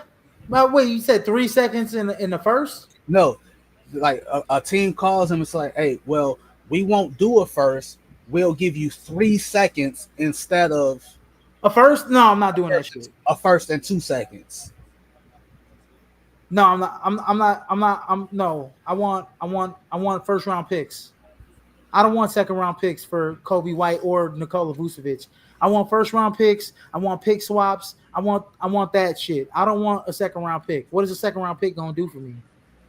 How is that gonna what kind of asset, what kind of player am I gonna get in the second round that is gonna be a game changer? They're very few and far between players. Like, we're gonna talk about it in a second with the NBA draft. I mean, when we talk about a couple guys that are sleepers in the second round, I mean, there's 30 picks, and there's only maybe 1 or 2 guys that are going to be second round picks that are actually legitly going to be decent NBA players. Right. You know what I'm saying? Like, I want first round picks. I mean, golly, Nikola Vucevic is still a guy that can get you 20 and 10 every night. Kobe White's a guy that is gonna be, he's a 25 to he's a 20 to 25. He's a top 15 scorer in the league, top 20 scorer in the league. Kobe White should be well within the running for MIP again. Next, Again, yeah, absolutely. Hey, he's a 6'5", 6'6" he's 6'6". combo guard, Yep. combo guard, like that can shoot your lights out. He'll shoot your eyes in the back of your head out So it's like if he gets you're hot. Like, so because Cedric Coward was the 11th overall pick. He's going to Memphis, and Portland gets 16, a 2028 first, and 2 seconds. You want to sit here and tell me that AK you can't get that kind of deal for a Kobe White or a Vucevic? You can get that kind of deal, bro. A prospect, a prospect who just got drafted off of potential. You don't know what Cedric Coward is going to be. You don't know what he's going to be. You mean to tell me established talent can get you bare minimum a first round pick? No, bro. We still mad at you that you only got one pick for Alex Caruso. You traded away Alex Caruso, DeMar DeRozan, and Zach LaVine, and the only first round pick you got was yours. You got your own pick back. your own pick back. That's hilarious. That's horrible. That is horrible. That's horrible management. That is horrible. Absolute horrible management. NBA draft. We've been watching it while the show's been going on. Cooper Flag, not presumable. He was the number one overall pick. Mm-hmm. Went to Dallas. I guess predictions kind of could just sweep through that because I think my main prediction for the draft was Ace Bailey was going to fall. All right, so at this point, we're out. Once you're out of the top 13, you're no longer lottery. So yeah, so you're no longer lottery at this point. So Cooper Flag has a chance, and LeBron James brought this up on his Mind the Game podcast with Steve Nash. Yeah. He said Cooper Flag is going into a situation with established Hall of Fame talent. Like LeBron's like I didn't have that when I got drafted to Cleveland. Kyrie Irving is going to the Hall of Fame. Anthony Davis is going to the Hall of Fame. A lot of first overall picks don't get drafted to Hall of Fame caliber play with Hall of Fame caliber players. The exception, Tim Duncan. And the only reason they got Tim Duncan is why their Hall of Fame player was injured the whole fucking season. Well, David Robinson. So Cooper Flag, Kyrie Irving gets healthy. Kyrie Irving also just got the bag. Shout out to him, 3 for 120. Mm-hmm. So if he gets healthy, and Anthony Davis, like let's just say Kyrie, AD, and Clay, they somehow managed to stay healthy and play. Let's say all three of those dudes somehow play 70 games. What are the Dallas Mavericks looking like if those dudes only play 70 games? Well, we also got to take into effect. Let's shout out to Daniel Gafford because he signed a nice deal too. Him too. He signed a nice deal with. Right. Dallas. He was hurt. Yeah, right there. Yeah, we got to talk about that. What's the other big dude? Lively. He was hurt. Derek Lively was hurt. You still got PJ Washington on that team. You still got you got baby Kyrie. I forget his dang name. Hardy. No, well, not Hardy. I know who you're talking about. Second round pick. What the heck is his name? That little fire. Man, yeah, but a little fire. Yeah, buddy. Yeah, I'm about to pull him. I'm about to pull up their roster right now. But yeah, I think if those 2-3 guys play 70 games or more, they should be at least in the top 5, top 6 in the West. Easily top 5, top 6 in the West. And I am talking about Brandon Williams. Okay. You still got Klay Thompson there as well. So I mean, you're looking at a starting lineup. Max Christie, Spencer Dinwiddie still there. We forgetting about Dante Exum. Like the Dallas Mavericks are prime positioning themselves to be fuck top five, top three in the West, in my opinion, because you're gonna have Kyrie, Clay. You're gonna roll out Kyrie, Clay, Cooper Flag, Anthony Davis, and Derek Lively. That they're gonna be amazing defensively, right? And offensively, they're gonna be very versatile with shooters on the floor.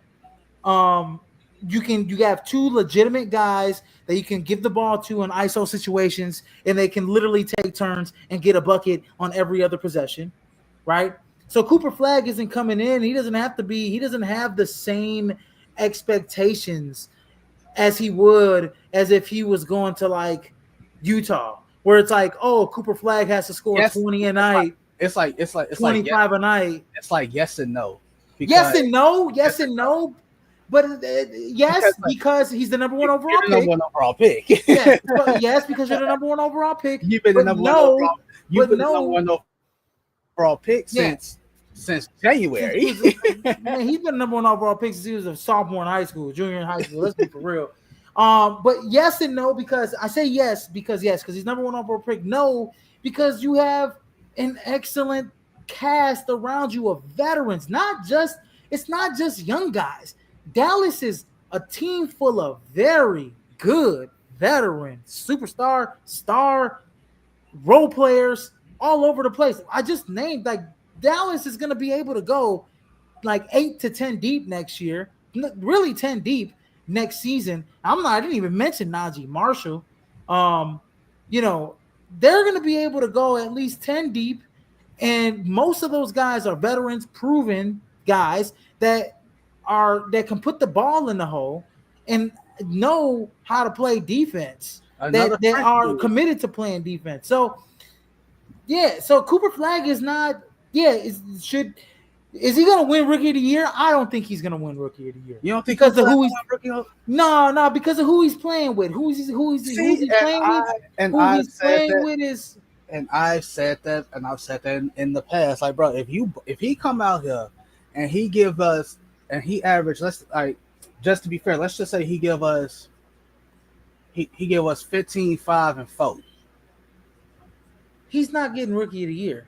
If he give us 15, 5, and 4, he gonna get Rookie of the Year. Honestly, I don't know. So yeah, like Stephon Cat, like yeah, if it's going back to San Antonio. If Dylan Harper get Rookie of the Year, is Dylan Harper gonna get Rookie of the Year? No. I don't think he's gonna get Rookie of the Year. If he gives us 25 and 4, like 20 points, 5 rebounds, 4 assists, he's 100% winning Rookie of the Year. Oh fuck yeah. Yeah. But is he gonna get 25 and 4? No, he's not gonna get possible. 25 and 4. I don't think so. Because look at it, look at it. So like all he has to do is translate what he did at Duke over here. Like, bro, he can bring. Yeah, that's true. He can bring the. Like, so I think about it.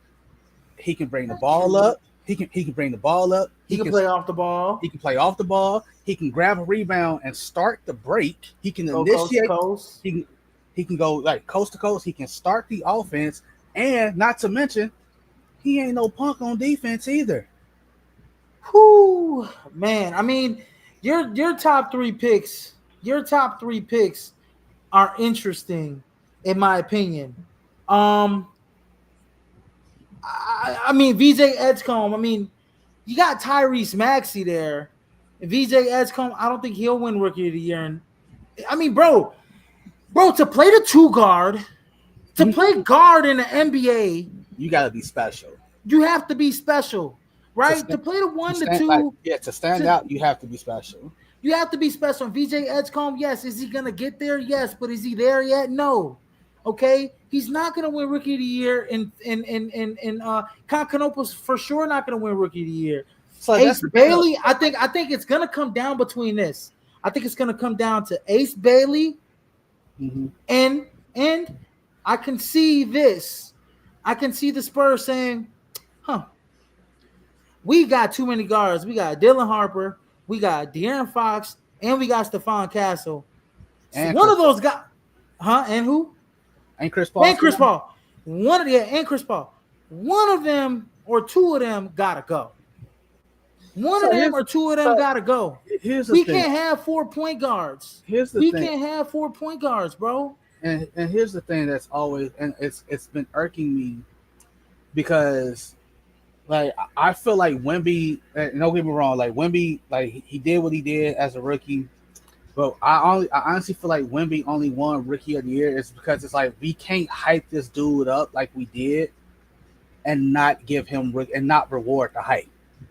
You get what I'm saying? I don't even think Wemby played a full. I don't even think he played 50 games as a No, rookie. he did. No, he did. He played. He played over. He played 60 something games. Did he? Yeah, he So played 60 something games. And his rookie year, you gotta think of the moments. Like, bro, like he had a great game. Even though he got his ass bust one of the games, but he had a great game against Nikola Jokic. He had an excellent yeah, game so I'll against take that back. excellent Sorry. game It was Giannis Antetokounmpo, it where was he went at Giannis, he he blocked went in. Giannis's shots and all It that was shit. it was this year he didn't play 50 games. He only played Yeah, 40. it's just because he had the blood clot Yeah. situation, which So this past, yeah, so his rookie year he played 71 games, but they only won like 20 some games. And you was like he should win Rookie of the Year and Defensive Player of the Year. It's like, bro, you ain't winning DPOY winning 20 fucking games. I was definitely screaming at. I was definitely screaming at. That shit And you cooked. was like, you was out of your mind. He's not doing that. That But shit I cooked. honestly thought because he was winning, because he led the league in block. He came close. He was second place.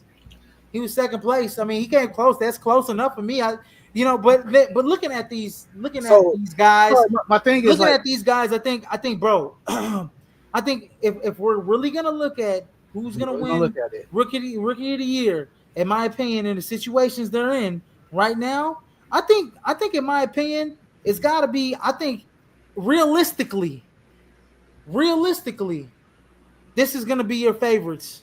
Obviously, Cooper Flag, Mm-hmm. but I'm gonna go Ace Bailey next Mm-hmm. in line. I'm gonna go Ace Bailey next in line, and hear me out. I'm gonna go Jeremiah Fears in New Orleans. Yeah, it's gonna be He's nasty. gonna have a super green light, and we already seen him have that green light in Oklahoma. He's big, he's tall, he's 6'7" to be and he's got true point guard skills. Like I love Dylan Harper. I think it's Dylan Harper, but Dylan Harper injury concerns. Yes. Plus, you gotta play over Stephon Castle, and you gotta play over De'Aaron Fox. You know what I'm saying? And and That's Stephon Castle, like not to cut you off, like Stephon Castle, you can argue only won his Rookie of the Year because Jared McCain got hurt, and no one was gonna knock Jared McCain winning Rookie of the Year because he played with Joel Embiid and Paul George and so on and so forth. last year's rookie class was mid. We all know that. We all know it was mid. We all know it was mid. But I think realistically, I think it's got to be those three guys because honestly, we could still see like I could see San Antonio say, "Hey, look, man, like I don't want to give up Stephon Castle, but You ain't we'll got give no you." you ain't got no choice in the matter. No. Well, against Giannis, I know we don't want to give Stephon Castle, but we will. But what about Dylan Harper?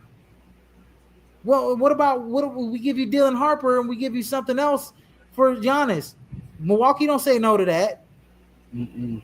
Milwaukee don't say no to that. We're getting Dylan Harper? What? Are you kidding me? Yes, we're doing that ASAP. We're gonna hit the reset button. We're gonna start with Dylan Harper. We're getting a James Harden type of player. Like who's not saying no to that? I think when it comes down to it, bro, like Stephon Castle fits. Who the hell is still in charge of basketball operations? That man Pop. When it comes down to it, Stephon Castle fits what Pop wants. Does Dylan Harper fit what Pop wants? Maybe. Maybe. Maybe not. I But mean, Stephon Castle definitely does. I oh man. And then you add a Carter Bryant to that, who's another wing. So like they it's a log jam being created in San Antonio, and that's in my opinion, like you never want a log jam in any position, let alone multiple positions. Right. Because there's only 48 minutes in the game, Right. and of that 48, 36 of that is going to the French dude. So Yeah. That's the thing, man. Dude, like so I feel so like dude. In my opinion, bro, in my wholehearted freaking opinion, the Spurs were better off getting Ace Bailey. mm, They were better off getting Ace Bailey instead of Dylan Harper in this draft, in my opinion. So I think this goes. Let's talk about who's going to have the biggest impact. Let's talk about who's going to have the biggest impact in this draft. Of all the guys that were just picked up right here, Cooper Flag. Cooper Flag. It's Cooper. There's no because everybody else is playing obviously for we don't know we don't know who else is of the drafted players. I'm saying this is of the drafted players, but will I say okay? Let's look. OKC still got the 24th overall pick, right? They just went out and got a dynamic shot blocker, right? Who's the best available? You know who I think is going to have a real big impact that's probably going to get picked here? We got Walter Clayton sitting up there up on the board right now. If he goes to a good team, he going to Washington, he ain't making no impact. I'm sorry. But I'm going to tell you this right now. Biggest impact, we just talked about him. Will Riley. So, hey, Will Riley. So if he's still on the board, and this thing goes along, and there's this one team down there at 28. Who's picking 28? Izzy, you know who's picking 28? Boston. If Will Riley's on the board at 28, can you imagine him in Boston? Oh, my man, Will Riley is a dude that I think by year 2 or 3. And Walter Clayton just got picked to Washington. Walter Clayton's going to win. I already knew they kept showing his face and all that. We ain't had to watch it. I just saw. I'm like, yeah, Walter Clayton going there. If Will Riley goes to Boston, Will Riley. What if he goes to Brooklyn? What if Will Riley goes to Brooklyn? What if he goes to Miami? It don't matter where he goes. Will Riley is a dude that in 2-3 years will be averaging over 20 points a game. He'll be shooting over 40% from 3. He'll be grabbing 7 rebounds to 8 rebounds a game, right? Because he averaged 4 rebounds a game at U of I, and he'll be getting 2 assists. We're not even talking about his ability to make plays, dribbling, handling the basketball. Mm-hmm. You know, he had a game in the first round against Xavier where he had 22 points. He shot 75% from 3. He had 4 rebounds, 2 blocks, and the dub, 86-73. Right? So, I mean, bro, he had a stretch, Big Ten championship. Let's talk about Big Ten tournament against Purdue. He was phenomenal. 22 points versus Purdue. Will Riley, bro. In a win. 50% shooting from 3.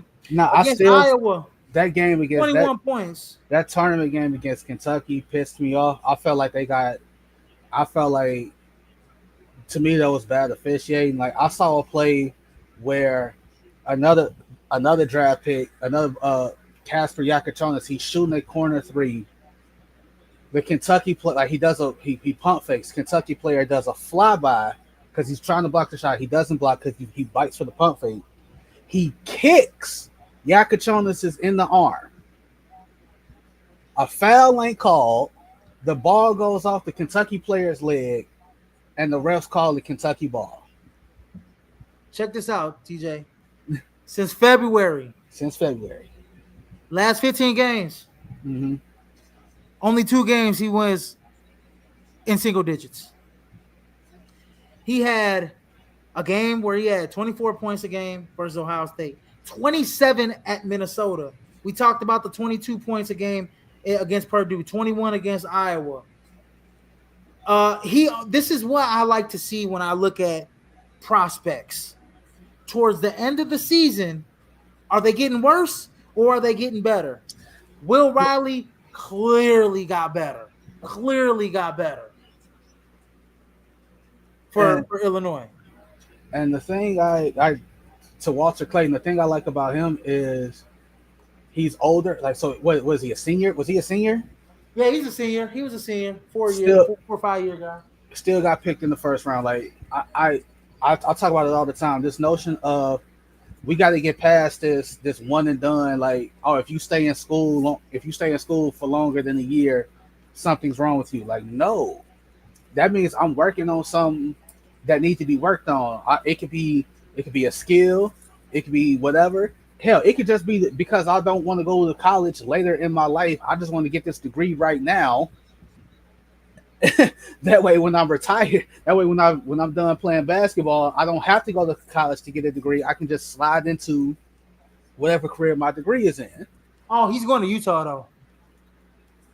So he's drafted Oh, by the Wizards. Wizards ain't going. He getting traded. He went to Utah. I don't like that. They got too many guards. I mean, like it's kind of the same thing though, because like Washington got a lot of guards. Utah got Jordan Clarkson. They got what's his name? Godly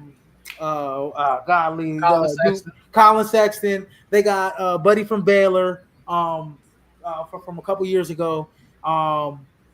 They got way too many guards. Way too many point guards. They got what's his name? They drafted the kid from USC, Isaiah Collier. You know what I'm saying? And you just drafted Ace Bailey, who can also play guard. So like Utah got too many guards, but hey, we'll see how that rides. Biggest reach so far. Biggest reach so far in this NBA draft has to be what the Bulls just did. No. I take that back. Because that kid, if he pans out, he's gonna be a hell of a freaking player. I say biggest reach gotta be Concanapo at 4. At 4? At 4? At 4, because if you're gonna go with a guard, I'm going Trey Johnson there.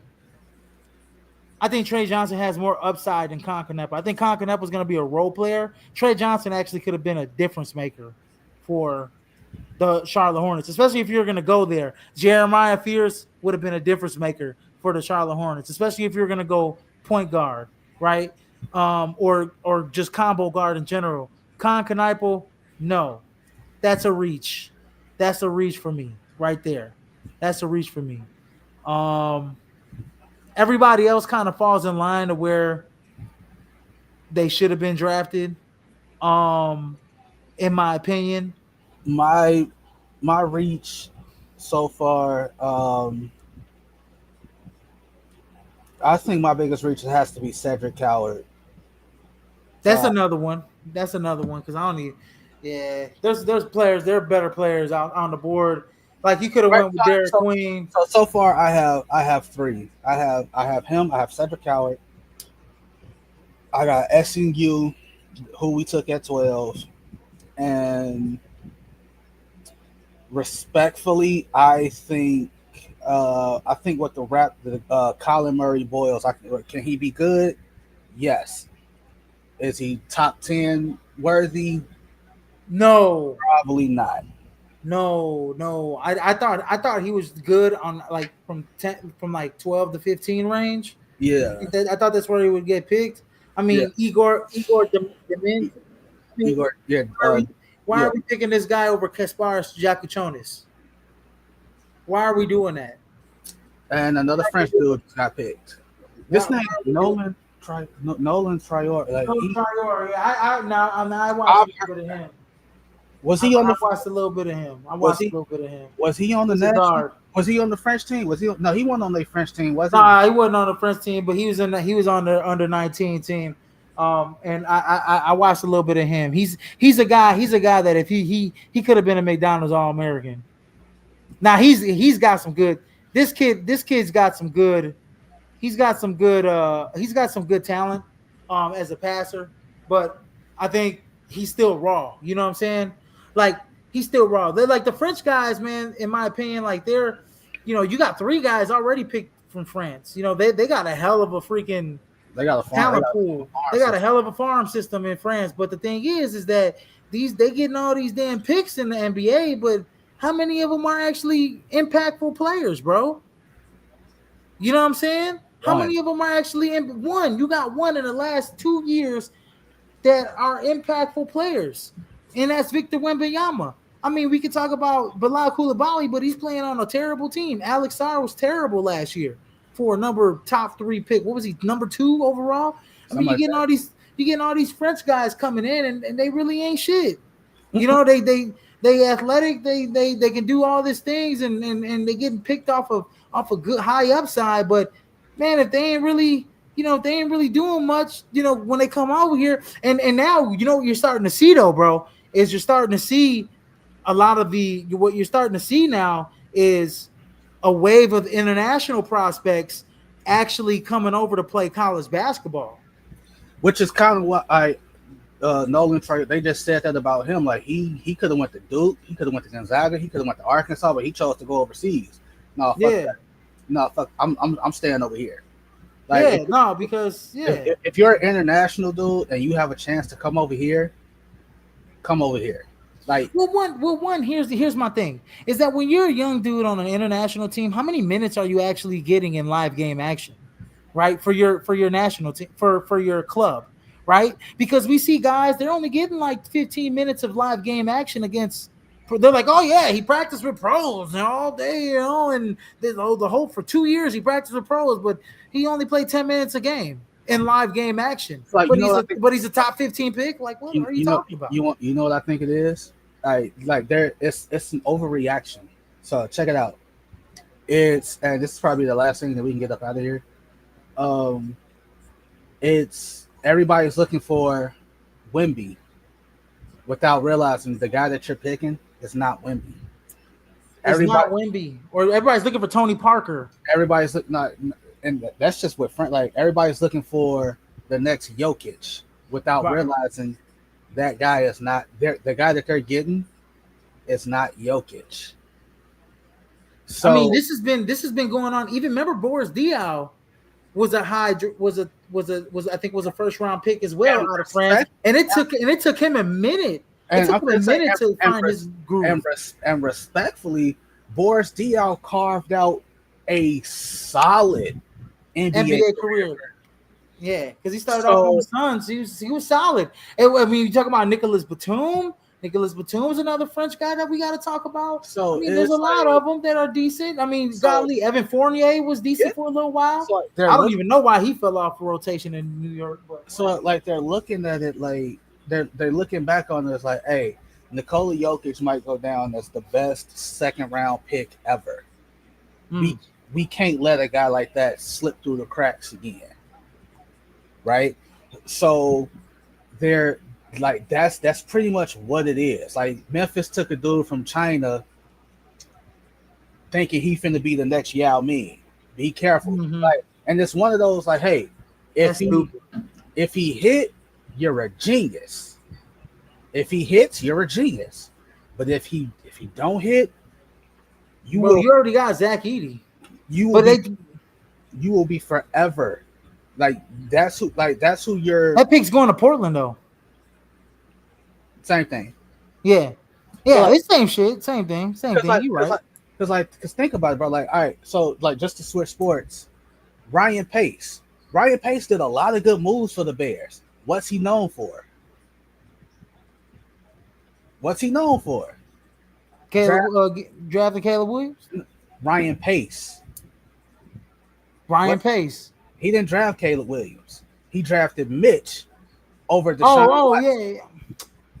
Ryan Pace. Right. So I'm getting myself messed up. So it's like if you're a GM and you do that, if you do a move like that, if it hits, you're GM of the year. You're a genius. But if it misses, your leash just got that much shorter.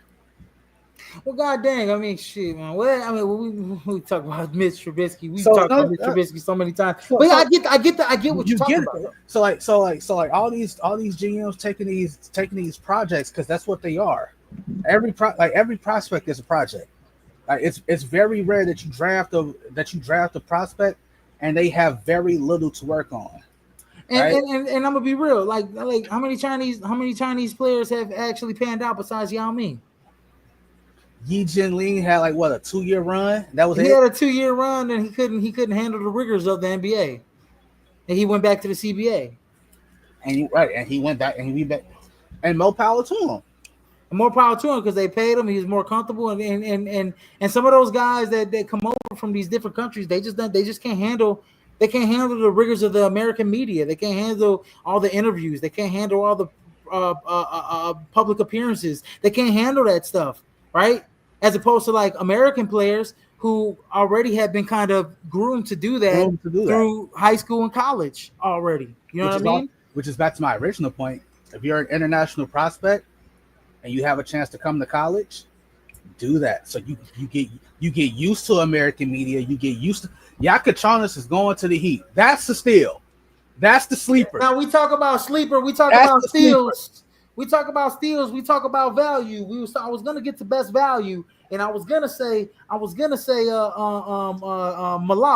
I was gonna say that the young boy, from Duke. I was gonna say him best value, but yeah, Casper Yakachonis best value Just look going about. to the Heat. You don't think Casper Yakachonis could have stayed in Lithuania and played over there? Now we ain't finna sit here and act like Lithuania ain't a basketball powerhouse like what they used to be. But what did he do? He come to Illinois. He stay over here for 2 years. Cold. 6'6", 6'5", 6'4" and 3/4. All right, 6'5". You 6'5", 6'5", you 6'5".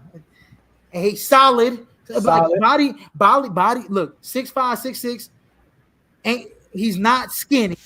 He's got an NBA body. Let's put it like that, TJ.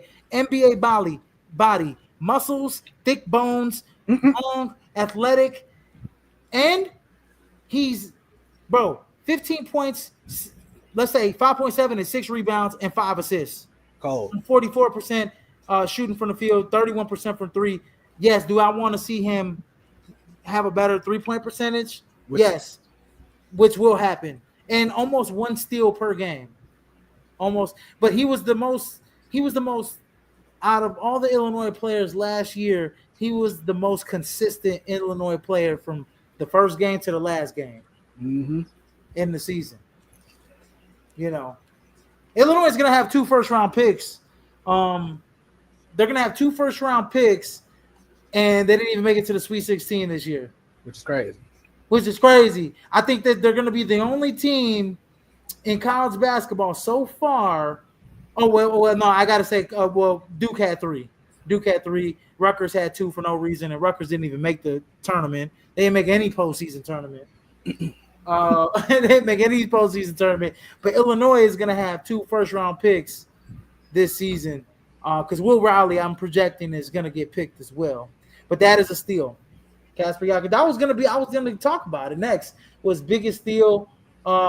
I think here we still have some much left to be desired here in this NBA draft. But if I'm gonna go the biggest sleeper, I got a couple biggest sleepers in this draft. A few biggest sleepers in this draft that I think are going to be excellent players.